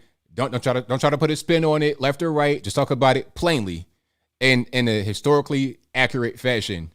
If you say that, then I'm cool. We on the same page. Okay, gotcha. Stop saying I said the word like too much. All right, second question, man. Final question. All right, would you be down to go on a boxing match with Sean King? No, I'm not doing that. I'm not really into like the celebrity deathmatch type stuff from back in the day. Remember that? I don't know if you know. Oh, not deathmatch, man. Like, don't hit him too hard. No. But I mean, I might be a little bit older than you, but like back in the day, there was this claymation TV show show. on MTV? Yeah. Yeah, that's a throwback, man. I was like 5 when that came. My mom never let me watch that. But yeah, I'm not into that. That's not really my wave. But somebody else can do it. Okay. All right. Cool. All right. Yeah. Well, thanks so much for your time. Have a great rest of your night. And I'll connect soon. Yeah. All right. Thank you for the call. Appreciate it. All right. Thanks. Have a good one. Yeah, I'm not into the celebrity deathmatch and some of this stuff. Like seeing Lamar Odom beat up on who was that? Aaron Carter. That was crazy. Aaron Carter was like trying to escape from a monster in the ring. It was nuts. That was super cringy. I don't want to do nothing like that. But somebody else can for sure. I pay to see it, but I'm not really going to be in the ring like that. All right. Let me see. Let's go. 650, you're the line. Who am I speaking to? Hey, what's going on, Anthony, man? This is Doja Funk. I be in the chat sometimes.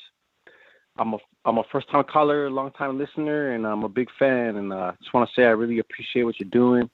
And, yeah, just one thing is, man, I'm out here in the San Francisco Bay Area, a.k.a. California, behind enemy lines. And, yeah, man, beyond the whole homeless situation, man, they got this thing going on right now where if you don't get the vax, you're going to lose your job for the city.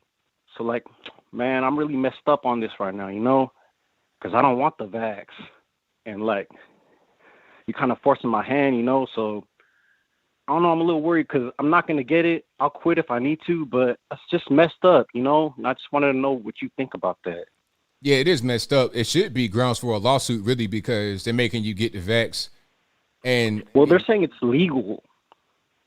Yeah, see, I don't know anything about the legality of it, but I mean, it shouldn't be. There should be some kind of lawsuit there. In certain states, you can't do that. So I don't know. And my thing would be, my thing is this: if you were to get injured, I'm not saying that you are, but if somebody was to get injured by the vaccine and the company forced the person to get it to continue employment, is there any compensation there? Because it seems like it's, you making somebody do something without giving them any kind of assistance if something goes wrong. Yeah, well, that's why I don't even want it. They say it's not FDA approved, and people have been getting sick from it, and there's been all these complications. And I've never been a vaccine person to begin with, So, like, it's like, come on, man. Like, you forcing me to get a vax for my livelihood, and it's like, I'm not even cool with that, Like, it should be my choice. I thought this was still a free country. It should be. It most certainly should be. Now, I'm not going to sit here and tell you to quit because I don't know what you got going on. I don't know if you got a kid, you got kids or wife or whatever. I don't know what you got happening. But luckily, I'm a single man, but still, that's my livelihood, and I do have a family to support, and I do plan on having kids one day. But it just sucks because I'm already getting closer to my late 30s. By now I should be established and have like a good career, and here I am like thinking like, damn, what's next? Like I got to worry about even providing for myself and my family because I don't got the vax, So I don't know, it just trips me out. Yeah, man. I say, I think this might be the best time. A lot of jobs are opening. Might want to try to find something else. But I wouldn't say just leave before you find something else. Just try to figure out a different way to approach it because I don't blame you for not wanting to get that vax. No, I feel it. I'm right there. I'm trying to have a good attitude towards the thing and just trying to see how things play out. They've been talking about like other people in the unions and the police and stuff, all the people, they've been trying to fight back, or some entities within the city have. But it's just a mess.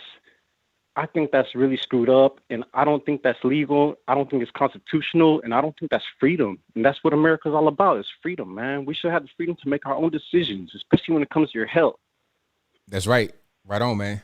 All right. Hey, well, I appreciate you, man. Keep doing what you do. I'm going to keep listening, man. All right. Thank you for the call. Appreciate you. All right. Take it easy. Yeah, shout out to the caller. People are saying don't quit. Talk to an attorney. Get your lawyer. And it's a tough call, but that's sometimes how life is. Make these tough decisions. It shouldn't be a decision to make, quite frankly, because it's your body, right? Your body, your choice, but they're forcing you to get something that you don't want to get. It's rough. But the bright side is that there's a bunch of jobs that are opening right now because people don't want to work because they're getting that stimulus money. So there's other options, but hopefully you make the right decision. 816 on the line. Who am I speaking to? Oh, is this Anthony? Yes, it is. It's Trevor. Hey, nice to meet you. Likewise, man. Hey, shit, I didn't know you were real. No, I was calling about this whole no blacks are holding blacks accountable is what I'm really irritated with. Okay. If that makes sense. Like, I've got, I'd say 20 friends all dead by not a single white person. The protected class. You said hold on, you said how many now? What happened? I'd say 20. You have 20. You have 20 of your friends that are dead because of blacks? Murder. Wow. Murder. So can we talk about that? What happened? Like, is there one particular incident that happened? Like, what's going on with that? Some of it was drugs. Some of it was just the wrong drive-through. Some of it was, the suburb. Wow. Like, what I would like is if people want to classify themselves into a group, they should hold themselves accountable, is all I'm saying. Okay. Like I'm classified as a white terrorist supremacist or whatever because, somebody else classified me that. But these people are like supporting, black culture, black this, black that, so be accountable. It was 2 years ago, I had somebody drug out of the house and murdered in the street. The local news wouldn't report on it. What state is this? What? What state is this? Missouri. Wow. Good grief. I've listened to you for a while, so you've seen things, I've seen things, but you get close to the cities and they get pretty gross. Yeah. But like you got a black serial killer that is about to get let off in my city. Like there's like 3 this year. They targeted white men. We're going to kill all white men because of media.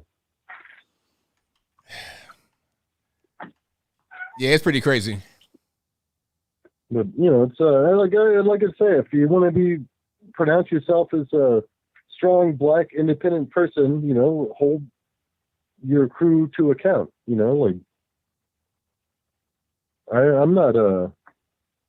I'm just a people. I'm an individual. So I think this is where we're running out of scenarios. Okay, so basically what you're saying is if you want to identify with a group, then you got to take all the good and the bad that comes with it. Yeah, like if I'm a white dude and I'm all about white. White dudes start killing people, which they don't actually do.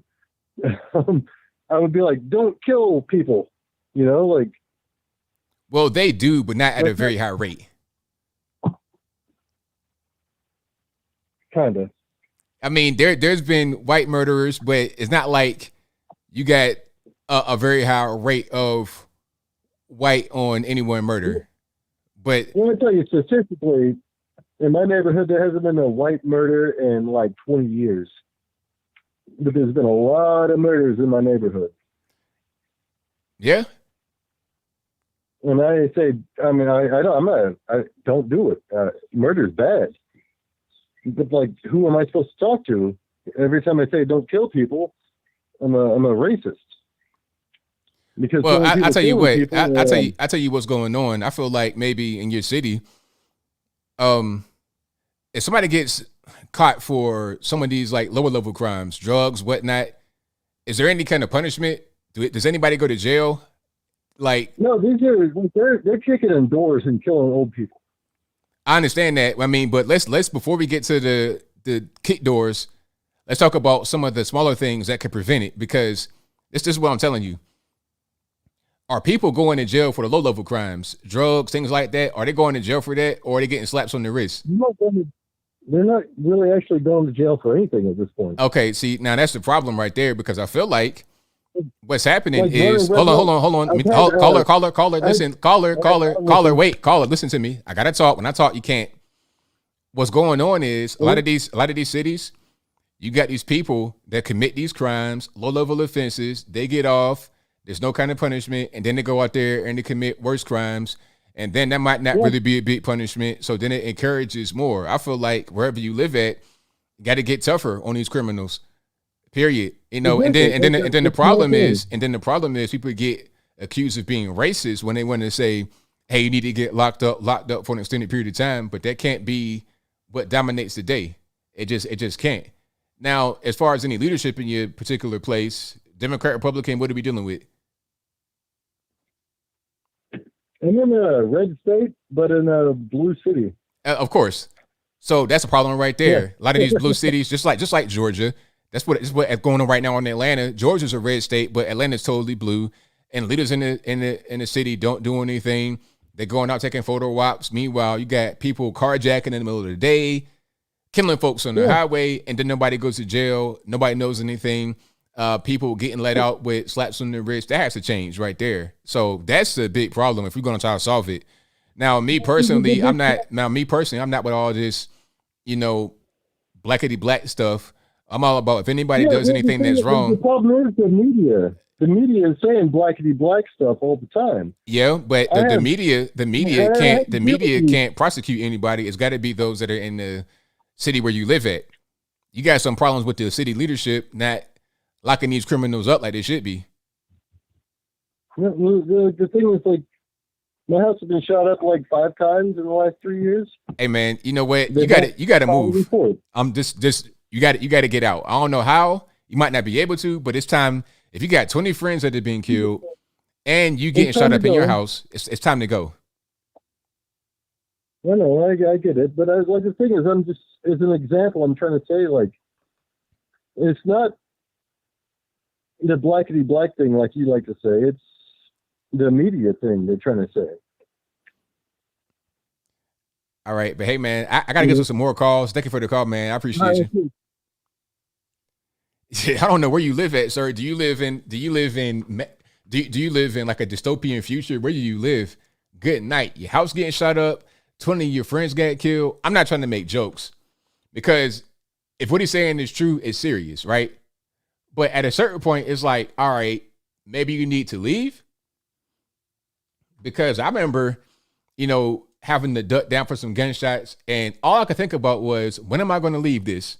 And I left, and I didn't turn back. You might want to take some of that advice. 20 friends, come on, man. Like, it's time to go. It's been time to go. When friend number 5, it's like, all right, I need to leave.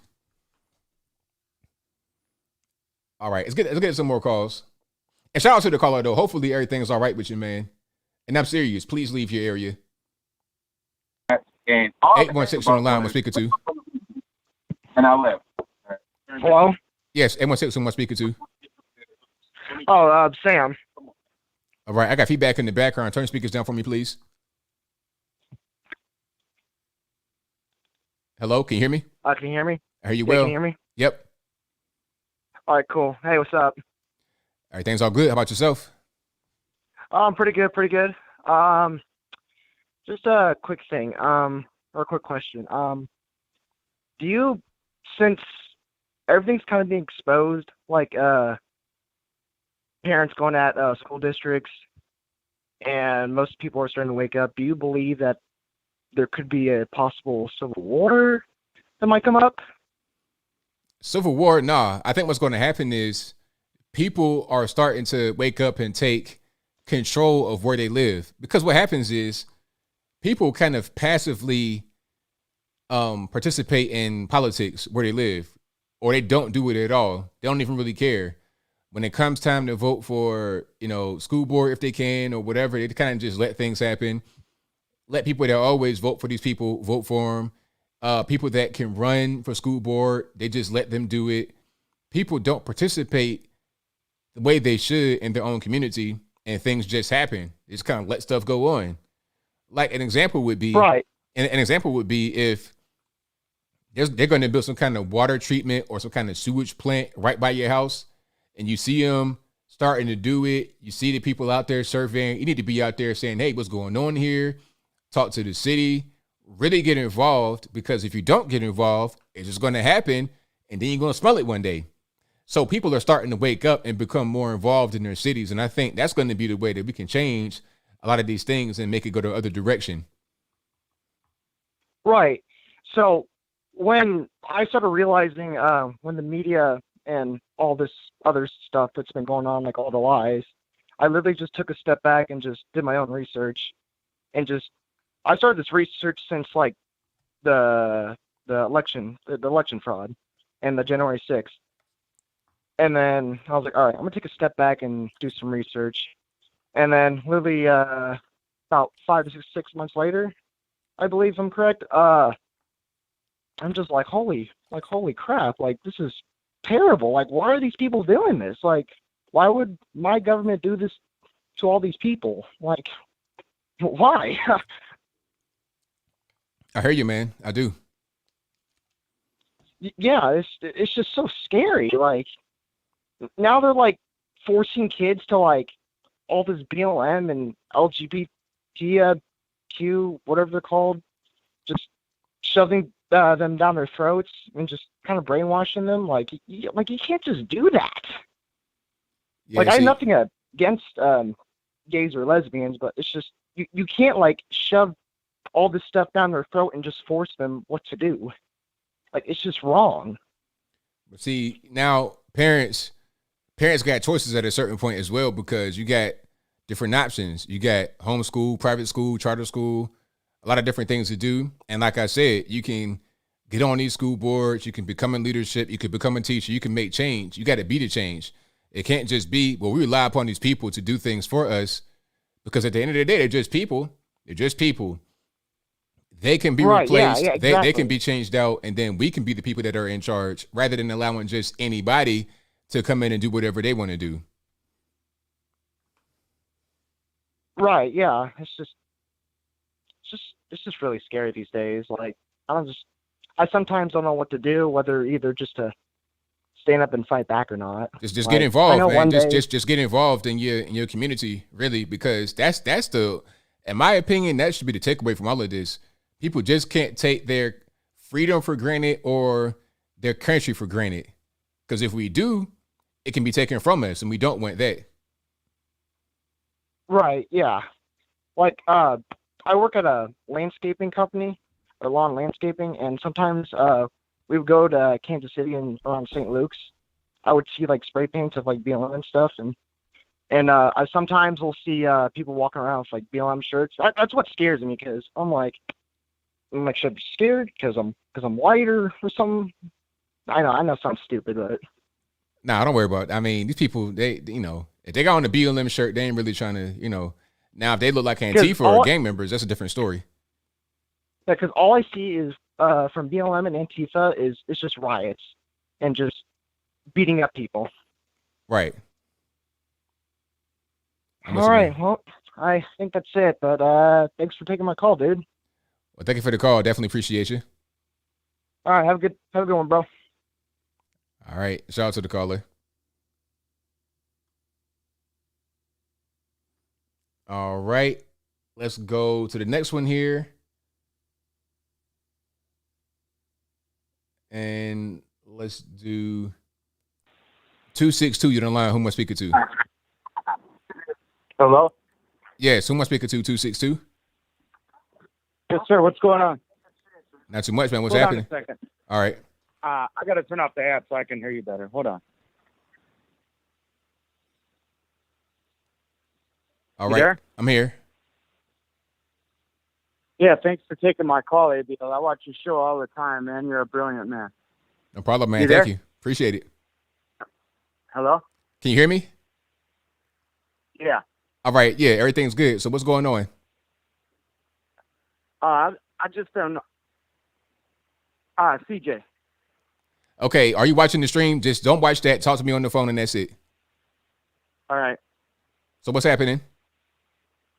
I've just been having problems with the media. I've been having problems with the media. Okay.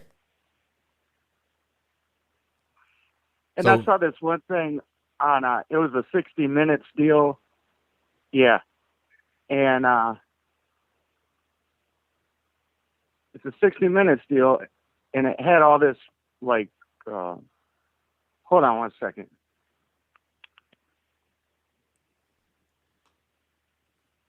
All right, I don't know what we got You there? going on. Can you hear me? Yeah. All right, go for it. Go ahead. All right, I turned off the app. I was watching this 60-minute special, and it was this thing on white supremacy, and it showed who was that? The guy, Timothy McVeigh. You remember that? Yeah. Well, I didn't remember any white supremacy in the media back then.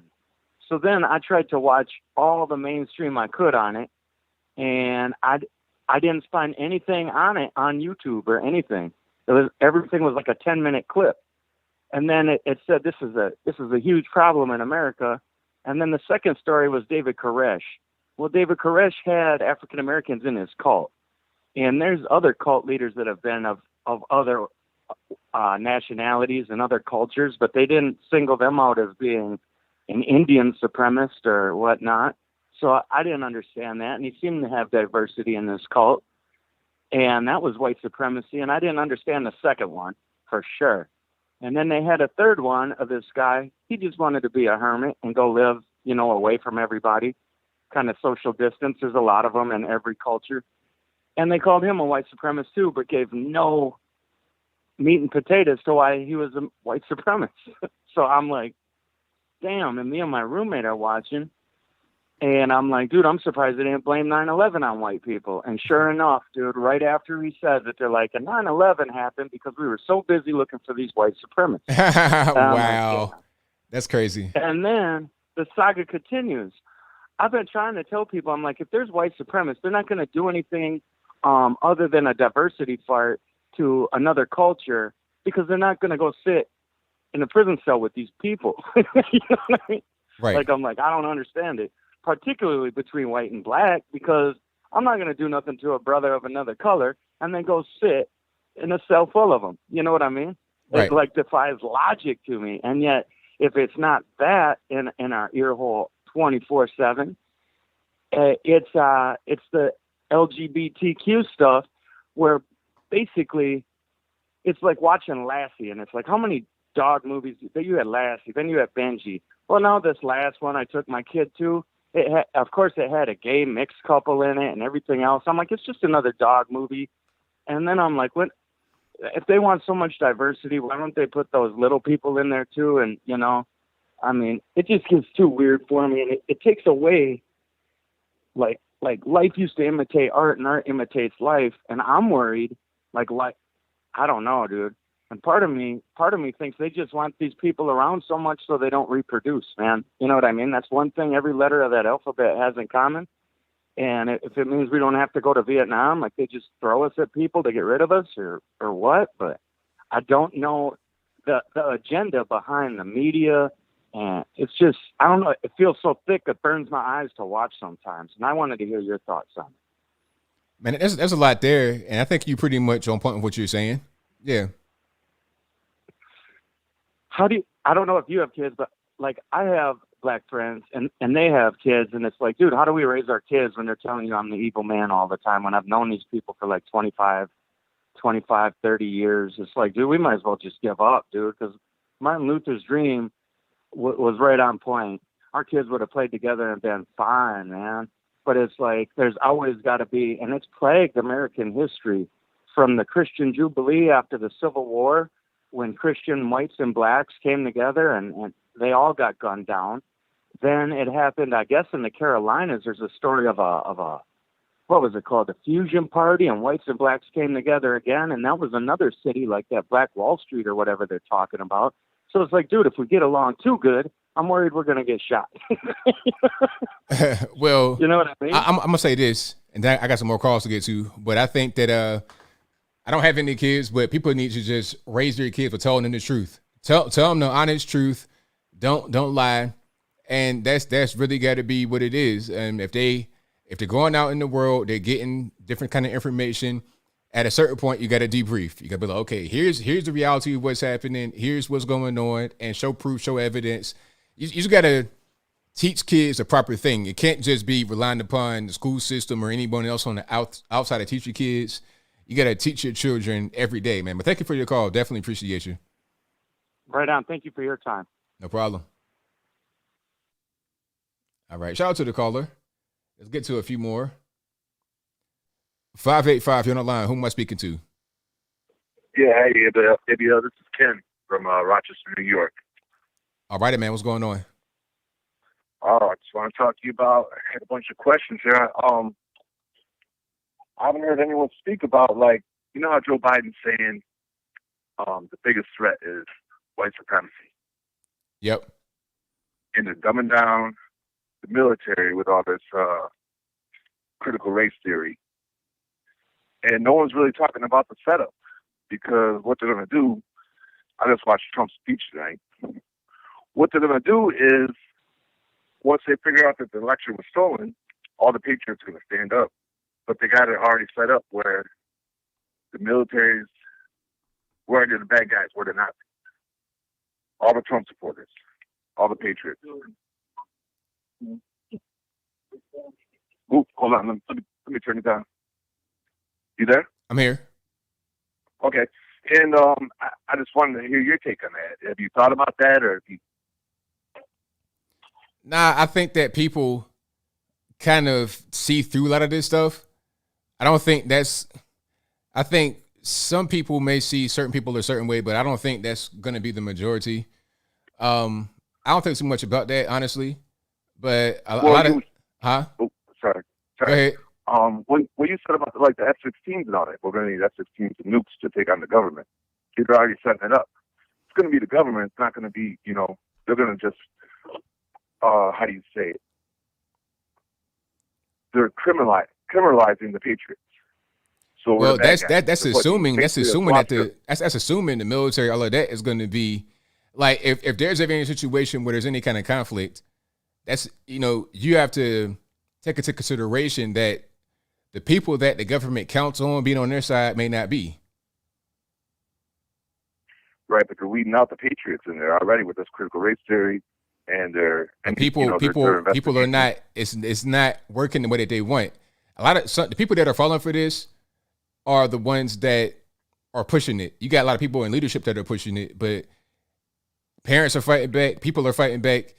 A lot of things. A lot of what they're doing right now is not really working. It's not working out too well. People are fighting back, and I think that's going to be what we see a lot of in the future. And right now, especially. I'm just scared of a justified military killing of the patriots. You know what I mean? Nah, I don't see that. I don't see that really happening. All right. Well, God bless you. I love listening to your show. That's about all I had, unless you got anything more to say on that. That's pretty much it, man. Thank you for the call. Definitely appreciate it. All right. Stay blessed. Have a good night. All right, now. All righty. We got a few more calls here. Let's get to 845 on the line. Who am I speaking to? 845, hello. All right. I don't know what happened to 845. You got to be on the phone. If you're trying to talk to the screen, it's not going to work. Just don't do it. Talk to me on the phone. That's it. Don't look at the screen. Don't listen to the screen. On the phone, that's it. Or if you're on Skype, you can do that. But if you're trying to time up the stream to your call, it will not work. Trust me. Believe me. All right. Let's go. 253, you're on the line. Who am I speaking to? 845, hello. Hello? Yes, who am I speaking to? All right. I don't know what happened to ABL. Yes, it is. I got noise in the background. Turn the speakers off for me, please. Oh, sorry. I'm turning down my TV right now. Hey, thanks for taking my call. My name is Jeff. I'm from Washington. I'm from North Seattle, and I listen to your show all the time. It's great, and appreciate everything you're doing. And I just wanted to kind of contribute some of what I've been seeing in the United States, and kind of wondering if everybody else was seeing the same thing. You know, I kind of follow what's going on with the border and stuff, and kind of like the Kamala Harris thing that's going on, how, you know, the whole optics thing with she's trying to claim that she goes down to the border, and, you know, kind of word on Twitter is that she kind of just went to like a little tiny little part of Texas where it wasn't really the bad part of Texas, and try to create all these like optics like they actually care when they really don't. And you know, I'm just kind of curious what your opinion on like the whole border crisis is. And seems kind of strange because a lot of these people that have these like really strong opinions, you know, they have fences around their houses, they have locks on their doors and stuff, and then it's like they don't care about our safety at all, and they're kind of supposed to be looking out for the safety of the people of the country. And it seems like the most common sense thing is to have a border and to secure it, because anybody can kind of come in and out of our country, and we don't know who's coming in and out. But these people that, you know, talk about right and wrong, you know, they have big fences around their houses, they have locks on their doors, and they're going to tell us that it's okay that anybody can come in and out of our country. I mean, what do you think? So what's your question specifically? You know, so what do you think about Kamala Harris and the whole optics about how she's kind of going down to the border, and they think what they, you know, they actually know what's going on? I got it. So now, as far as Kamala on the border, I mean, she was appointed to be, I guess, the border czar by Joe Biden. I'm not really sure why she would get the job, because she's not going to actually do anything. She does not know how to do anything. What she's going to do is ask someone else what to do. And it's not going to, she won't do anything because they got an open border policy, wide open, come one, come all. So all she can do is just maybe answer questions.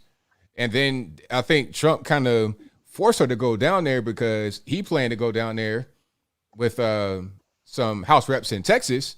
And I think also Greg Abbott. So before the former president goes down there, she has to go down there as the current vice president.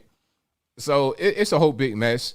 She had no real plans of going down there because she did not want to answer any more questions. It's really weird. The whole thing is just weird. They're not going to do anything. They want the door to be wide open. And they say that if the door is not wide open, then you're a racist. Really strange. Yeah, it seems like the whole racist claims is very prejudicial, and that, you know, only some people can be, you know, it's only a select few that are like have higher morals than everybody, but it's really just like a personal like behavior. And it's like, you know, we as people have to kind of treat each other like individuals, and it's like up to the individual to kind of like do that. But there's a lot of hypocrites kind of in our country that kind of claim that they're kind of have higher senses of morals. But when it really comes down to it, it's more about just laying out, you know, pros and cons and consequences of your actions, not really kind of waving your finger at everybody and acting like, you know, you have like higher values and you know right from wrong better than somebody else. So it just seems kind of strange when, you know, you see a lot of people with their kind of prejudiced behaviors and kind of claiming that they make these kind of generalizations that all white people this or all anybody that. And it just ends up being kind of a generalization, and they think they're smart or they think that, you know, that they have higher values, but they're just, you know, they're just playing into the kind of the routine of making these generalizations and prejudice like all the problems of the past. So, I mean, it just seems very strange to me. Right on, man. I think that, okay. I was agreeing with you, man. But hey, I thank you for the call. Definitely appreciate you. Thank you. All right, now. All right, shout out to the caller. Got a few more here, and thank y'all for being here yet again. Definitely appreciate you guys. If you like what you're hearing so far, go hit the like button for me. And also, if you're not subscribed yet, go ahead and do that as well. I'd most certainly appreciate it. And if you're looking for the hats, the USA hats, we got more. Limited edition, limited quantity, but we got some more on the site, ablmerch.com, ablmerch.com. These ship out pretty decent, pretty quick, because I already didn't pay for them. They're already in stock, ready to rock. Other things on the website, they're going to take a little while because they got to get made. But these are already ready to roll in stock. Go ahead and get it. And use promo code 1776-1776 to get 20% off your next order. That includes just the one hat, or if you get an entire cart, the entire cart will be 20% off. All right? So let's get to some more. Let me see. 773, you know, line. Who am I speaking to? Hello? Yes, who am I speaking to? 773. Hey, Bill. It's Danny from Chicago. All righty. What's going on? Nothing, man. Just watch Trump a little bit, and I'm watching you. I'm a fan, you know, like what you're doing. And I see you have an open line for people, you know. You want to hear the people opinions and that stuff. So I would like to share my opinion real quick. I'm from Eastern Europe, came to the United States. Specifically, I'm from Yugoslavia, ex-Yugoslavia. For people who don't know, now it's Yugoslavia split apart. So now it's 6 different countries. So I just want to share something, like, because I lived that life over there and I went through all that crap, what happened over there. And unfortunately, I think I see the same picture here, what's going on. Because this is exactly what was going on back in the days over there in Yugoslavia, in the beginning of everything. You know, we had a good life over there. Everything was good, nice. And then all of a sudden, they just start dividing people. Over there, they were using religion, because there's a lot of Muslim people, there's a lot of Catholic people, and a lot of Orthodox Christian people. So they have a good field, you know, for that. And I'm afraid that that's something exactly what they're working on to happen here. So I don't know. As far as I can see, I think that like if you have like any person with a normal common sense can see that these people are wishes, and they just try to find a way to ignite a fire. So if you put everything together, you know, they have a couple of fields open. They have borders, they have schools, they have LGBT community, they have black, white people, white supremacists, if you know what I'm saying, right? Okay, so like what was happening back then in Yugoslavia, that's also happening here in the US right now. Everything's the same.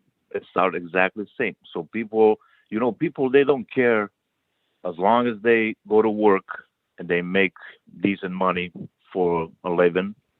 They don't care. Like, I mean, they do care, but they don't pay attention a lot, you know, what's gonna happen in the future. You know, I have my job, I mind my own business, you know, I don't care. But then there's all those jobs, we got hit with the hyperinflation. So to put that in a better perspective for you, hyperinflation, it was something like, for example, at the end of the month, people were getting paid twice a month, right? For example, so you go to pick up your check, or back in the days, they used to give people cash, right? So you go to pick up your cash money for 2 weeks that you work, and you pick up $10 only. So because of the hyperinflation, you know. And then if you don't convert $10 in Yugoslavian money back in the day, right? So if you convert those dinars, it's exactly like $10, right? But you need to go and rush yourself to purchase $10, because if you keep those dinars in the morning, that those $10 they're gonna be like $1 worth. You know what I mean? That's how much of the inflation was going, like up to thousands of percent, you know, 2,000%, like 150% in a day, in 24 hours. What caused the hyperinflation? Do you know? I don't know what can cause the hyperinflation. You know, to be honest, I'm not you know, I don't have some type of degree in that field, but that's how we live. And people, they were working for that, you know, for nothing. You know, like, for example, I'll put it like this: I remember that they were printing a lot of money. They start printing the money. People, they can go online and check it. The highest banknote that we have was 500 billion dinars. Wow. 500 billion in one currency, in one banknote. So it was insane. So we got hit with the high gas prices. So fuel was $5 per liter. So that's like $20 per gallon. Right. So that was in 1992, 1993. And then during that time, that was in Serbia. Serbia wasn't in a war. The war was happening in Croatia and Bosnia because they were using religion. Like I said, they were using religion to start to ignite the war. And that's how it started. Same thing. They were looking for something to happen. Usually something major needs to happen. So how the war started over there, for example, in Bosnia, they started a war that Serbian weddings was, happening over there, and they hold Serbian flags raised up for a wedding, and then some Bosnian people they got insulted because, hey, this is Bosnia, this is not Serbia, why holding that flag? And they get into argument and they shot the father of the groom. They shot and killed him right there on the street, and that's how that's how all that starts. But I mean, for them, it doesn't matter how it's gonna start, So, but that was a kicker over there, and I'm afraid that we're on a right track for something to, if people don't, wake up. People need to be smart. Now, back in the days, we didn't have internet. We you're basically blind. You can only watch TV and listen what they tell you. Media was exactly the same. Media was working for the government. Exactly the same situation. So I just want to, say, I want to tell to all the people to do their research. Don't listen to anybody, and don't even try to be fooled and, start fighting against each other just because your government telling you, all this stupid crap, because all this, I think we can, go over all this stuff. It's basically nothing, they're just looking for trouble. And that was it. And one more thing, ABL, I'm sorry, I'm holding a line, maybe long, but just I want to say one more thing. We have a bigger revolution in 2000. We want to get rid of the president. So whatever happens in January 6th, which I don't see nothing happened January 6th. People just got fed up with all the crap that was going on for the full year. And then people, hey, that's the capital. That's our house. It doesn't belong to them. That's people's house. People paying for that house. And they have all the rights to put it on fire or whatever they want to do. Anyway, in Serbia, we have big revolution. They stole an election. And we have big revolution, but I just want to tell you that Serbia at that time had 7.5 million people, and in front of the capital, it was 1.2 million people. So you do the math. What's the percentage of the whole population? How many people was in Belgrade? I was over there. It was October 5th in 2000, and we changed that president. So he finally, but he tried to force the police to put the police on people. Police, they just refused his order. Then he called the military. That was his final call. No, his final call was actually, how they call it, federal people, that, how they call those people, I would say like FBI maybe. Okay. Something like that. Yeah, they could be FBI. Right. And finally, those people, they just. Well, I got like no more time. I got to get to the next call. Okay. All right. Well, thank you for the call. I appreciate you. All right, great call coming from the viewpoint of someone that comes from former Yugoslavia. I'm about to say Serbia. I ain't want to say the wrong place. The thing about Yugoslavia, you had the ethnic differences because the Serbs, that was a whole different thing. The Croats, it was all like different religion, Islam, Christianity, all types of stuff just in there. it was already kind of fractured along those lines. You had the Austro-Hungarians there before. That's a whole different story in itself. You had all kind of things happening right there. You Southern Europe, you're not far from Greece and Turkey and all that. It's just a mess right there. And before a while, everything was going well. But Yugoslavia, wasn't that communist? I don't know. But that's a whole big mess. But the point is that there were things going on, class warfare, religion, all of that, divided along those lines. And then chaos happens with the government not doing right, and it all falls apart. All right, let's get to some more here. Let's go 928. You're on the line. Who am I speaking to? 928. Hello. Hello. Hello. Is this Anthony? Yes, it is. Who am I speaking to? Unbelievable. This is Joseph. All righty. Hey, Anthony. Yeah, I have my TV muted, and I had no idea I was going to get through. But anyways, the reason I'm calling is I've been subscribing for a while, and I really enjoy your television your podcast program. And I'm a 62-year-old white male. Okay, just to qualify myself. And the only question I wanted to ask you is one question. Is if a child is born an albino, okay, does that immediately make that child a leader of the KKK? Sorry, I just had to ask. No, because even though the child is albino, that doesn't make him white. Oh, okay. Okay. I saw what you were saying, but no, I mean, even if a child's born white, it doesn't really mean anything. But still, people, it's weird how race is kind of seen. It's just kind of strange. But people shouldn't be judging like that based upon how somebody looks, anyway.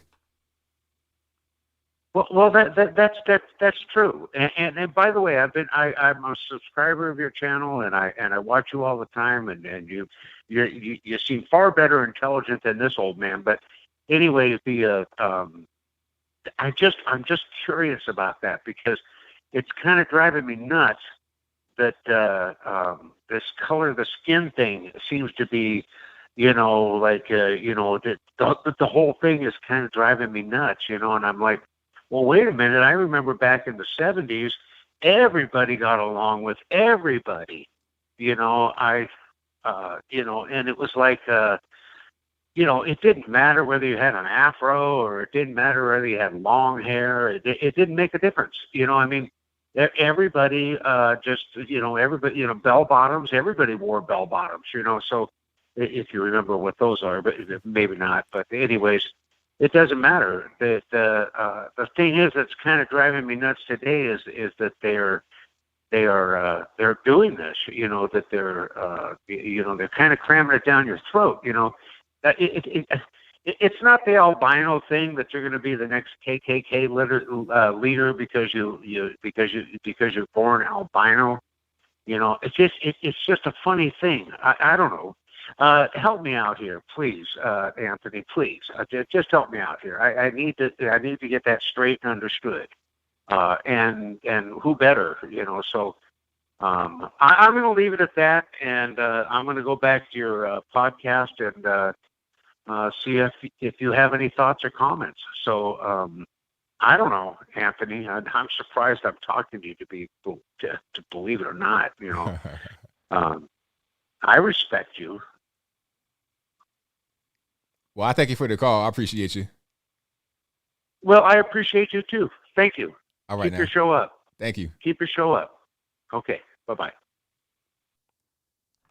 All right. Yeah, shout out to the caller. I mean, the race thing is going to be here. And a lot of it is cultural things that a lot of time play themselves out on racial lines. That's what a lot of it is.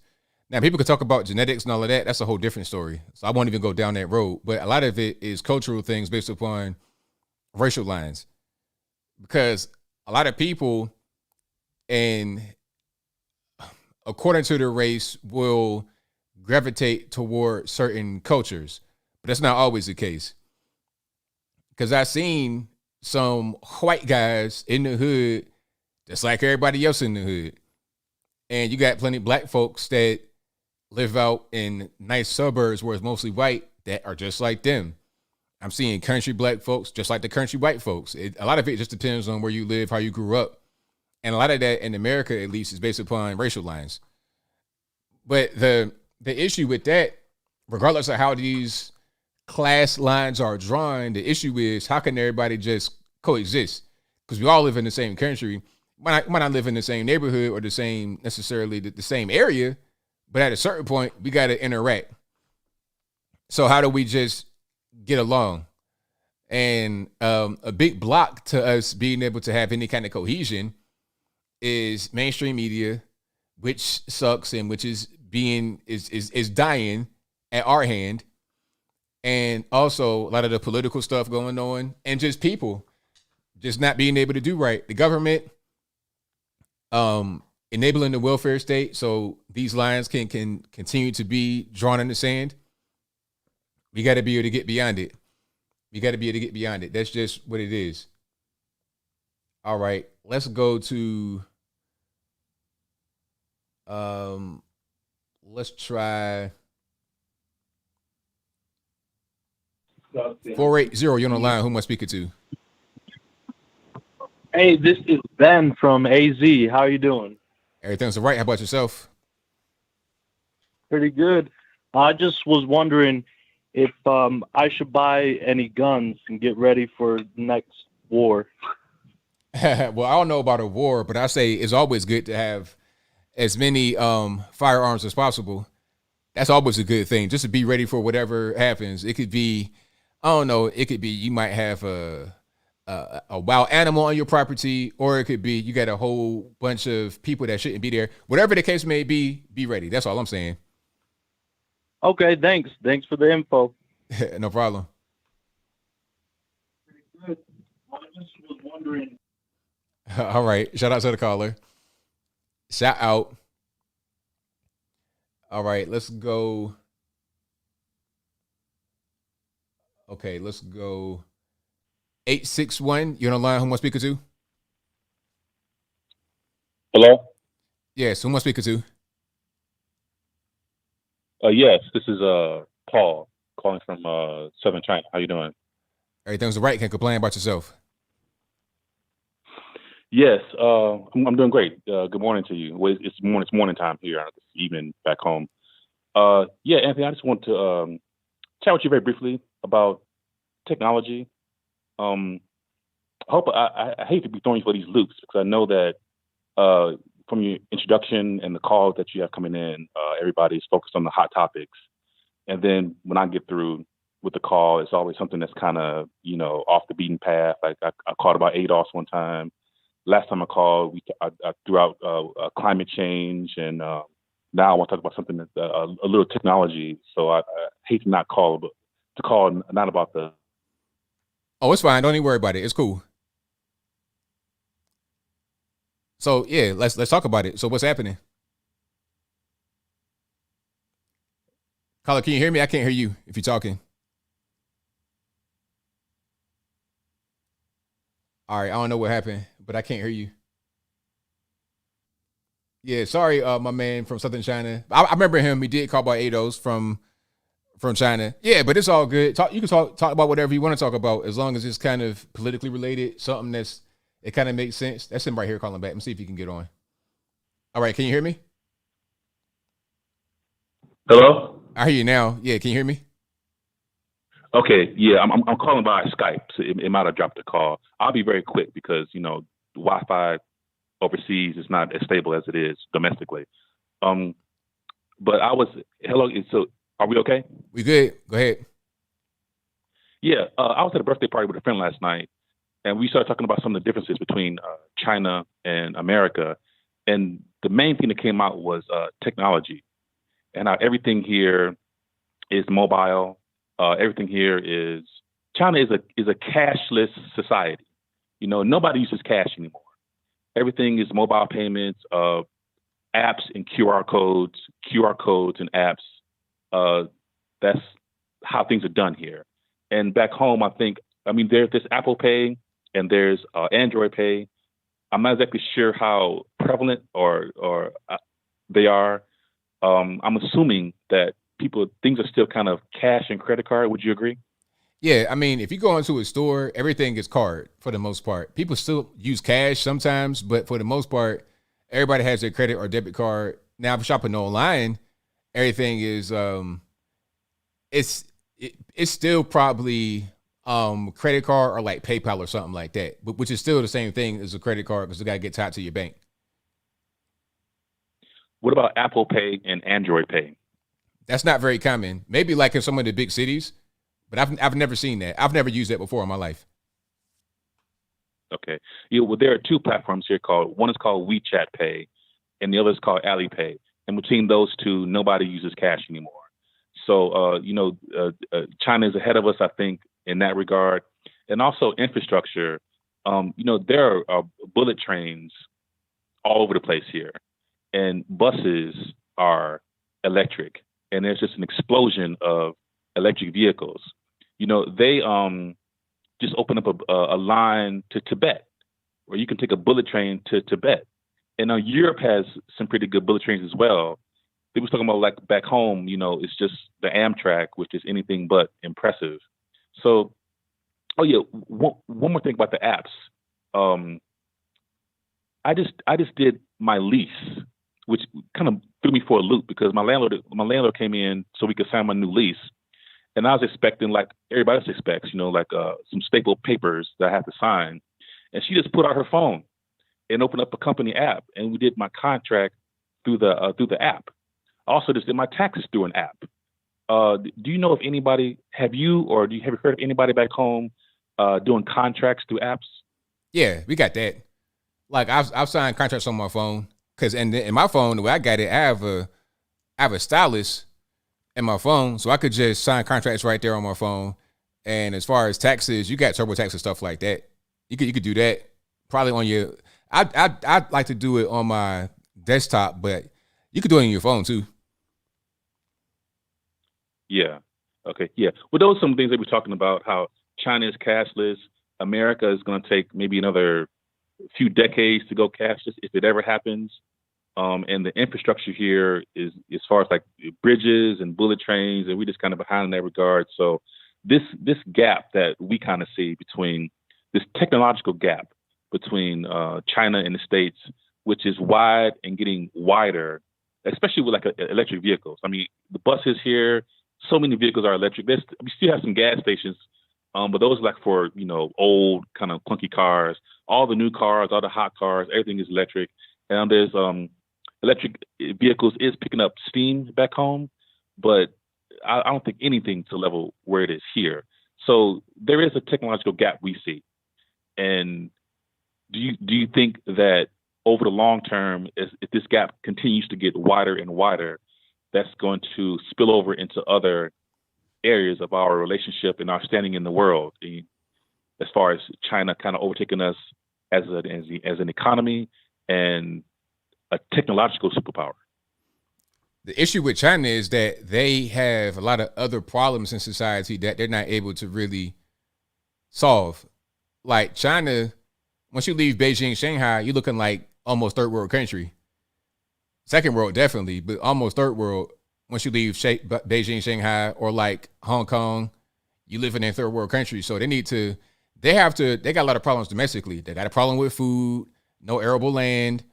So they can't really overtake us until they secure their own nation. And they rely on us. They rely on us a lot to fund them because they sell all their things to us. So without us and without having their nation totally right, then they're not going to really be able to overtake us, in my humble opinion. China is like India, except for Beijing, Shanghai, Macau, Hong Kong. In my opinion. Yeah. Well, as far as cashless, and just a quick point of clarification. Actually, it's really more than just a 3 or 4 cities here. You're right. There is a lot of poverty. There's a lot of, especially in like the rural parts, particularly more in the west, going toward Tibet and Xinjiang. but on the east, like up and down the East Coast, from Beijing to Guangzhou, the East Coast, I mean, it's a lot of cities over here that are really advanced, you know, so it's more than just a few. But do you think America will ever be cashless? Do you think Americans can ever get past cash and card and evolve into mobile payment society like it is here? Because there's no cash here anymore. Well, I mean, people, for the most part, don't really pay in cash. And I think they said 98% of all cash is digital anyway in America. People don't really use cash that much. Most people just use their card. And they, you know, some people have cash, but for the most part, everybody uses their card. So I'm not really sure why that would make us more advanced or better to not have cash. I don't know how to, you know what I'm saying? Like, we have the option to not use it if we don't want to. With the card, you could just use that. So, but we can use cash if we want. Now, in China, is that even an option? Do you even have that choice? I don't think so. I think there's a lack of freedom there, and I think that's probably what's going to keep them from overtaking us is a lack of freedom, because the people in a lot of these places don't really have the freedom to maneuver the way they want. They got a lot of societal problems that they have under the surface that need to get fixed in order for them to really be on the same level with us. Now, no country is perfect, but China definitely has some issues. They need a lot of infrastructure issues because so many people using this stuff all the time. I have a cousin that's over there in Guangzhou. He goes back and forth, so he tells me some of these things. So once they're able to tighten that up, I think they'll be able to make a push. But right now, they're not really there, in my opinion. Yeah. Well, I'd like to see us get some bullet trains. I mean, the bullet trains zigzag around the country here compared to the Amtrak back home. I mean, it's just kind of embarrassing. Get on the plane. Get on the plane. You don't want any bullet trains back home? I mean, the plane is fine for me. You know, I go straight to Hartsfield Jackson, fly wherever I want, easy and breezy. And flights don't cost that much, and I'm straight.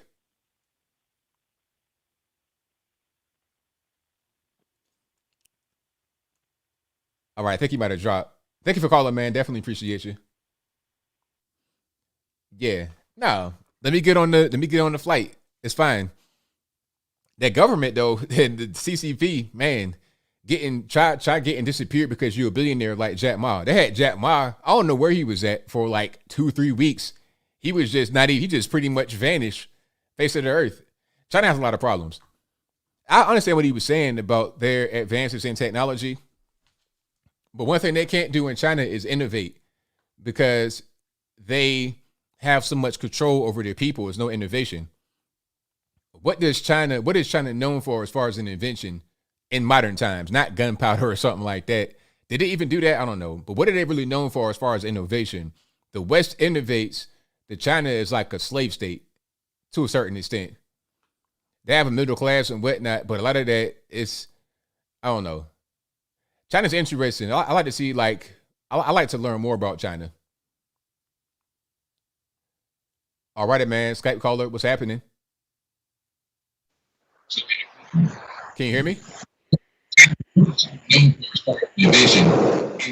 Skype caller, hello. Can you hear me? Even do that. Yeah, I got you. Speaker turned off. All right. So I don't want to get your channel in trouble, but there are a lot of good videos on, the vaccine and, what's going on with the vaccine on BitChute. So if you're looking for it, you can find it. And I just want to make sure you know to go look there. I understand I will not be taking it ever. So there's a lot of stories out there that make me say I'm never going to take that. I mean, hey, I put it to you like this.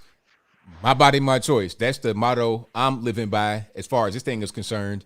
So I think everybody should be able to do that. If my body, my choice is appropriate when it comes to killing a baby, why not for getting a shot? I think it's the same thing. Absolutely. And you had the caller call back a while back on the BLM, and he sees people with a BLM shirt on. And as long as they're not in a group, they're not going to do anything to you. It's when they get in a big group that they feel entitled and they feel protected, and they'll come after you. and usually after dark. Right. Yeah. So I'll let you go. Have a nice night, and let the salt flow. All right. Thank you for the call. Definitely appreciate you. All right. Yeah, China, they're great at intellectual property theft because they don't innovate. How can you innovate when you are controlled by the government, when you have no freedom? Innovation comes from freedom. Innovation comes from necessity. But when the government controls everything, you don't really. They're a society that's trying to develop themselves as people, and it's weird to see. But I'll get to some more calls. All right. 702, you on the line. Who am I speaking to? Hi, this is Ben Carter. All righty. What's happening? Hey, man. Yeah, I saw how polite you were with the last caller. You realize he's just like a. Have you ever heard of the term of a white monkey? Comes from China. I have heard that. Yes. That's like what they call like a prime example would be like John Cena, right? Mm-hmm. Yeah, there's a bunch of people who a lot of people look up to in America who are completely corrupted by China, the CCP, whatever you want to call it. There's nothing against the Chinese people. They're actually really good people, but it is their government that is completely corrupt. And that money, like just like the last caller, like he couldn't hear none of your points. All he could do was keep being what the Chinese would call a white monkey, meaning that he just keeps repeating like Chinese talking points. You know what I'm trying to say? Yeah, because I've heard the whole thing about the tech before. Like I've seen that on TikTok. Well, I don't have TikTok, but I've seen it reposted from TikTok where like a lot of Chinese propaganda, they talk about how their tech is so great and all of that, but you know, they don't show how a lot of that stuff collapses. And you know, when I saw the whole thing in Miami with the building collapse, I thought about, it's very terrible, and prayers out to everybody's family. But when I saw that, of course, I thought China, because it reminded me of a story I saw of how China is in Africa with their diplomacy. Buildings. Oh, the buildings are terrible. It's like paper mache. Like exactly. China built a hospital in Angola, Africa, and within 1 year, it developed a crack all up and down the entire center of it. It bisected it. So and then within 1 year, patients treated outside in tents because they couldn't go inside the dangerous building. So that's that's China in a nutshell, in my humble opinion. Well, the way I see it is they have corruption. Even if you just look at the core of the company of the CCP, it's not even just the top; it's all levels. They're just trying to build things as cheaply as possible to make as much money as possible. I mean, and in America, I mean, with that specific thing, that is, I can't even tell you what's going on there. It looks really weird when you look at the footage. It's super suspicious. I mean, like, how does a building just fall? I mean, it looked like 9/11 almost. It did. It really did. Fell. Like, yeah. It didn't. I mean, they're trying to. Some people were seeing earthquakes that kind of make sense, but at the same time, there was people that lived there that actually said they knew there was people on the ground level, like maintenance people. Like they said they heard banging all night. Long story short, they said they heard banging all night. So there was definitely more to that than what we're currently hearing. And of course it is. I mean, no company wants to admit fault. Nobody's going to admit that they made a mistake, false maintenance. Republican, Democrat, nobody's going to make a difference. You know what I'm trying to say? I mean, as far as with China, they have tofu buildings everywhere. I mean, that's like a known thing. Tofu buildings is the term that I guess that people in the West use. And that's basically meaning they build these buildings and they just fall constantly in other countries. I'm sure you have more callers, but I don't know. I just wanted to call in and give my 2 cents, I guess. Well, thank you for the call, man. I appreciate it. I appreciate you too, man. Keep up the good fight. Thank you. Yeah, great call. And I was reading Twitter, And this lady said that she spent a lot of time in China. And when she saw that whole thing happen in Miami with the building collapse, she thought about China.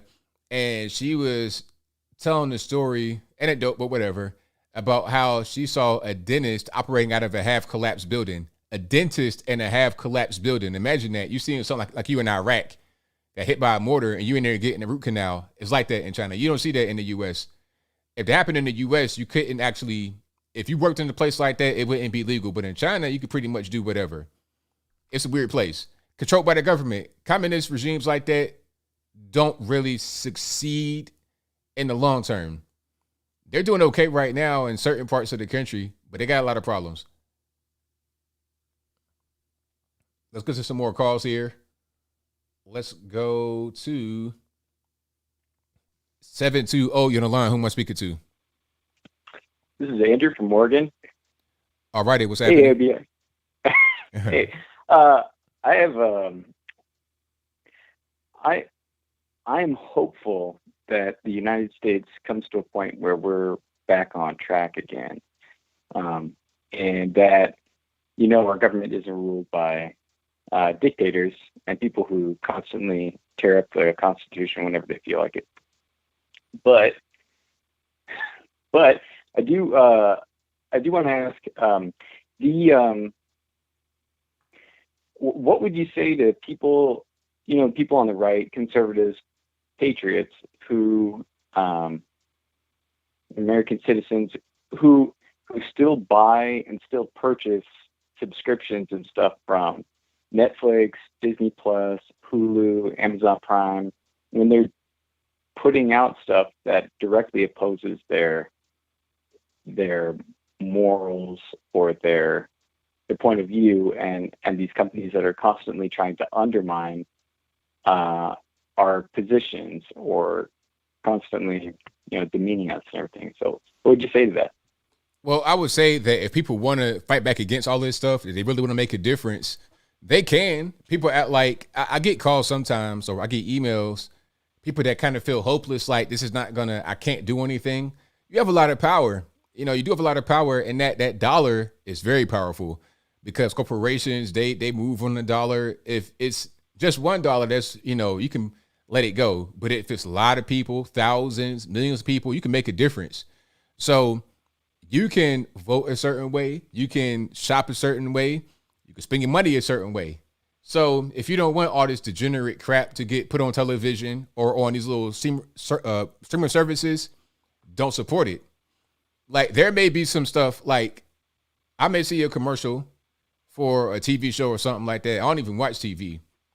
But I may say, you know what? I want to check that out. I want to see what's going on. And then I see if it's on Netflix. Oh, nope. Can't do Netflix because I am fighting back against that. If people were able to join me and do it kind of en masse, might make a difference. But if nobody does anything, you keep paying the money, there's no incentive to actually do anything. And they keep on, and the beat goes on. Well, what would you, I personally, I don't encourage people to watch those things just because, they'll get that poison in you because they'll, put it in everywhere they can and, premises and everything. But without large amounts of people, I know, for instance, I think you reported on the Bucky and Falcon series, and how they did that one police scene, and they're like, oh, okay, he's black, but he has this white dude here. Okay, that's fine, or whatever. Or he's a superhero. Okay, that makes sense. But and I know they were saying that people were dropping off at that time from the series.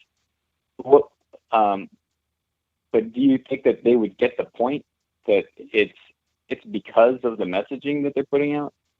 They know. They don't. Because these companies, they spend a lot of money on R&D. They spend a lot of money on being able to get feedback from consumers.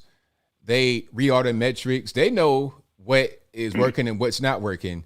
And this is why they give guys like Dave Chappelle, other people, millions of dollars, because the whole point is to drive subscriptions, to drive viewership, to keep people from, canceling their memberships. So if you put something out, it gets a lot of negative press. It's all on the news. It's all on the internet, social media. They're watching all this stuff. They watch all of it. I've been the guy that would watch social media and see what everybody's talking about for companies. I've done that. So they do it. And when they see that things ain't really working right, if it's hitting the bottom line, then now they got to kind of weigh it. It's like, okay, we have a certain agenda over here we're trying to push, but if it's affecting the bottom line, then we need to change something. They changed on Netflix. They changed the whole rating system when Amy Schumer's special got bombed, and they didn't have anything. They didn't have her on anymore, if I'm not mistaken, because they realized this didn't do very well. Lost a lot of money. We got to change the whole system because now this has become very popular to vote bomb certain things. They respond when that money is on the line for sure, because that's what it's all about at the end of the day. If the money ain't there, then it's hard for them to push their agenda because they can't pay for it. Okay. Okay. Yeah. I'm just wondering because it seems like we hit them, you know, because I've seen like the Amy Schumer thing, and I think they did. I think they got the idea from. They caught on from the Solo film, because everybody just dropped off. They didn't see it. I mean, because I wanted it, but I was like, no, I'm going to send a message. But then they pick back up again. Would that be where people are always people are not always consistent. They drop off for a while and go right back. You know, they might drop their subscription and then they get an email marketing notification from Netflix. Hey, come back. We'll give you a free month, but put in your credit card information so we can charge it in 3 months. And then the beat goes on. So people got to be consistent and not wishy-washy with their protests of these platforms like Netflix. Okay. Thank you. I hope you have a good 4th of July. Happy 4th of July. Thank you for that. Appreciate it. All right. Thanks. Bye. All right. Shout out to the caller. And let's get to a few more here. 928, you're on the line. Who am I speaking to? Hey, ABL. This is Brian from Arizona. How are you doing? I'm doing well, man. Can't complain. How about yourself? I'm doing pretty good. Hey, I just wanted to see what you think about the Biden administration sending that letter to the chief of the Border Patrol to either relocate or resign, and him responding that he would stay in the position for 60 days, in combination with, the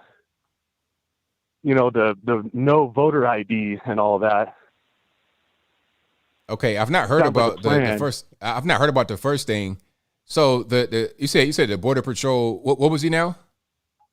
Well, I saw just the other day that the Biden administration sent a letter to the chief of the Border Patrol to either resign or relocate, and so he responded that he would stay in his position for the next 60 days, and then the Biden administration would assign someone to that position who obviously isn't planning on enforcing the law, but sounds like a plan along with the whole voter ID deal.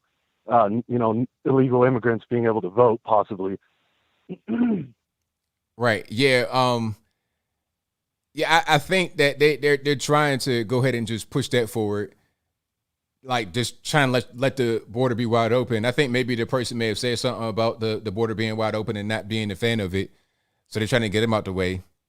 It's really unfortunate they're doing that because it's hurting everyone, including like legal immigrants, people that don't want to be followed by the same element they fled from.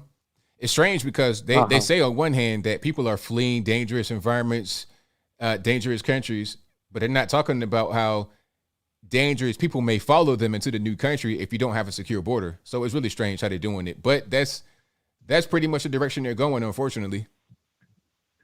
Yeah, I just wanted to touch on that. My brother Ben called in earlier, and we didn't know what to say, and he asked you about buying guns for the war. And anyway. Yeah. All right. Well, thank you for the call. I appreciate it. Hey, man, take care. All right. I think I am going to wrap it up. Let's get one more. 809, you're on the line. Who am I speaking to? 804, pardon me. 804, Virginia.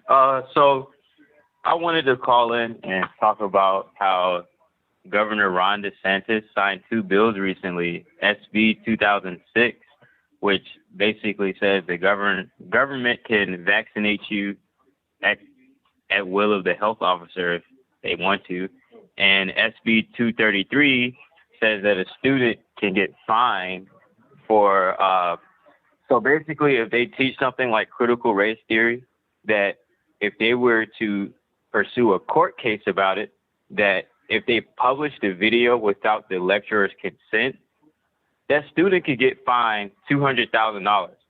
So this is something that Governor Ron DeSantis signed into law very recently. I just wanted to put that information out there and I wanted your opinion on it.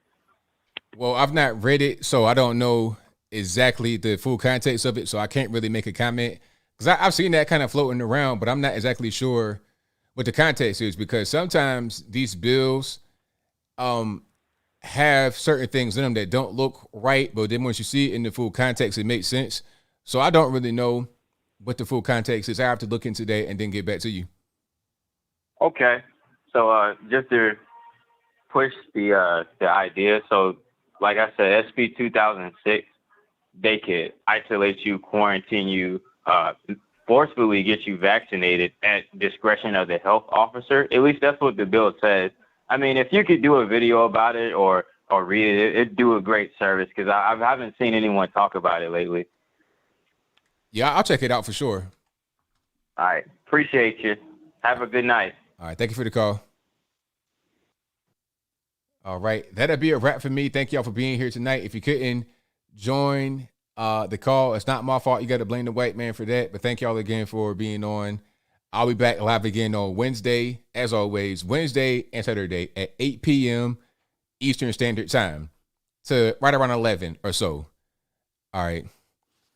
Yeah, somebody said the bill didn't say that. Exactly. That's why that's exactly what I'm saying. I'm seeing that a lot online, and I feel like it's like propaganda made to look DeSantis look bad. That was my gut. But I don't know that it'd be true. I don't know nothing. I have to read the bill to see what's going on in its full context, because you could take a thing out and interpret it a certain way from the full context of the bill, and it looks one way, but it may not be that way. So I got to see what's happening. But shout out to the caller. That's a good question. I need to look into it, and I need to get back with him and see what's happening. All right. So again, thank y'all for joining. I appreciate y'all. Y'all the best audience on the internet. I got a few super chats to read, if I'm not mistaken. Let me get to those, and then we'll wrap it on up. Shout out to the mods for doing a great job keeping them trolls in check, for sure. And where we at? Let's go to where I gotta go. Matter of fact, do I have them over here? Hold on, they didn't move them all over. Oh, it's right here. Perfect. Let me see. All right. Shout out to Horsehead, who says ABL got here late. Did I talk McAfee at all? No, I didn't. But, I think I talked about him before, like on the last show. I don't really know what's happening. I still want to know more from anybody that has any information about John McAfee, what's going on. I think his wife came out and spoke, but I didn't hear what she said yet. I think she was saying what a lot of other people are saying, is that he was not suicidal. I think she blamed the U.S., but I've not heard her exact words in what she said. Thank you to Macadama, who says, this is a super chat for the Anglo from South Carolina. I appreciated this call. Oh, shout out to you. Thank you. Shout out to Cole Haterade, who says, you missed a good Trump speech in Ohio. You might still be able to watch it.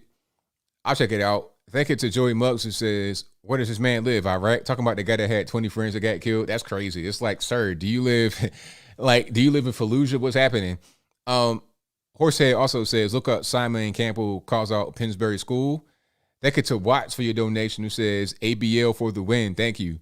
Thank you to Daniel Orr for continuing to be an ABL supporter. I appreciate you. Thank you to Angel Rivera, who says, hey, ABL, thanks for your detailed analysis on all you do. Appreciate you for that one, boss. Thank you to Killfish99, who says, watching Democratic Rep Veronica Escobar comment that El Paso is the capital of the border and the nation's new Ellis Island during Vice President Harris's visit on Friday was super cringe. Super, super cringe. And I've been to El Paso. I like El Paso a lot. Shout out to them. Great people, American citizens that ain't for the illegal immigration. And by the way, there's a wall right there in El Paso. Like there's an actual wall for real that they're not taken down. And the wall was up when that last time I was there. Now the wall needs to continue on up into New Mexico and the rest of Texas. Okay, but there's a wall right there in El Paso. And the violence over in Juarez, which is right across the border, like basically El Paso and Juarez is like one city divided by the border. Juarez is super violent, super, super violent, but El Paso very safe. Unless they want to make that be the new quote unquote Ellis Island and let all these illegal aliens. And could you be an illegal alien coming to Ellis Island? You had to get papers and stuff like that. But I digress. Oh, the food in El Paso is just marvelous. Marvelous.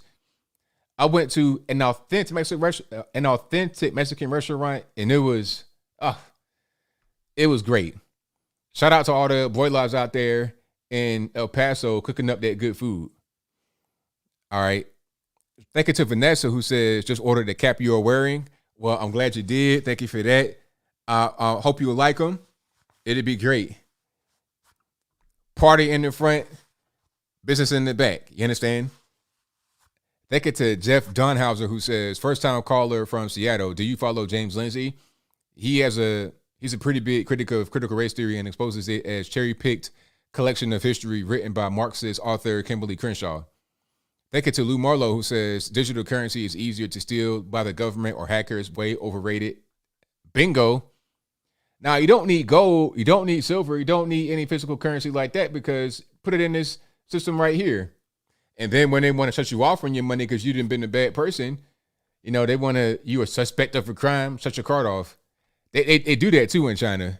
Shut you off, you can't even really, and that whole social credit score stuff, you got a bad score, try getting on the airplane, try using your card, see how that works. You be out back. Yeah, a boy Lexus. Yeah, shout out to all the boy Lexus, because I don't want to use the gendered term for grandma.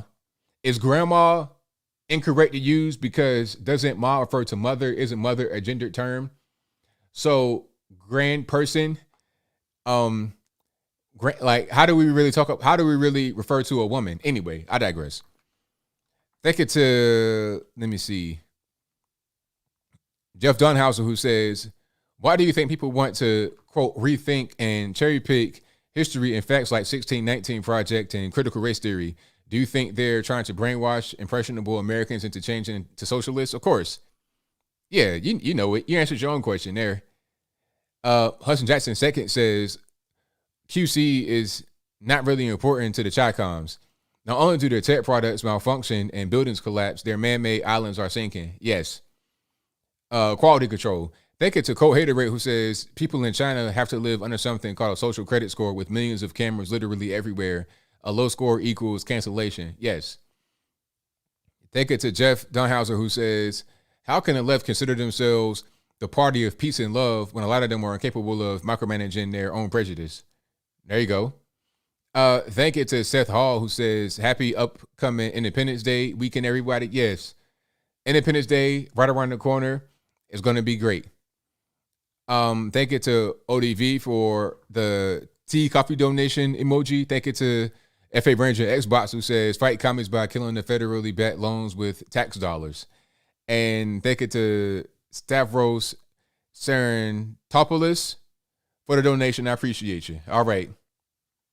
That's all I got for tonight. You guys have been great as always. I will see you guys again live on Wednesday at 8 p.m. Matter of fact, Instagram.com/Anthony B. Logan.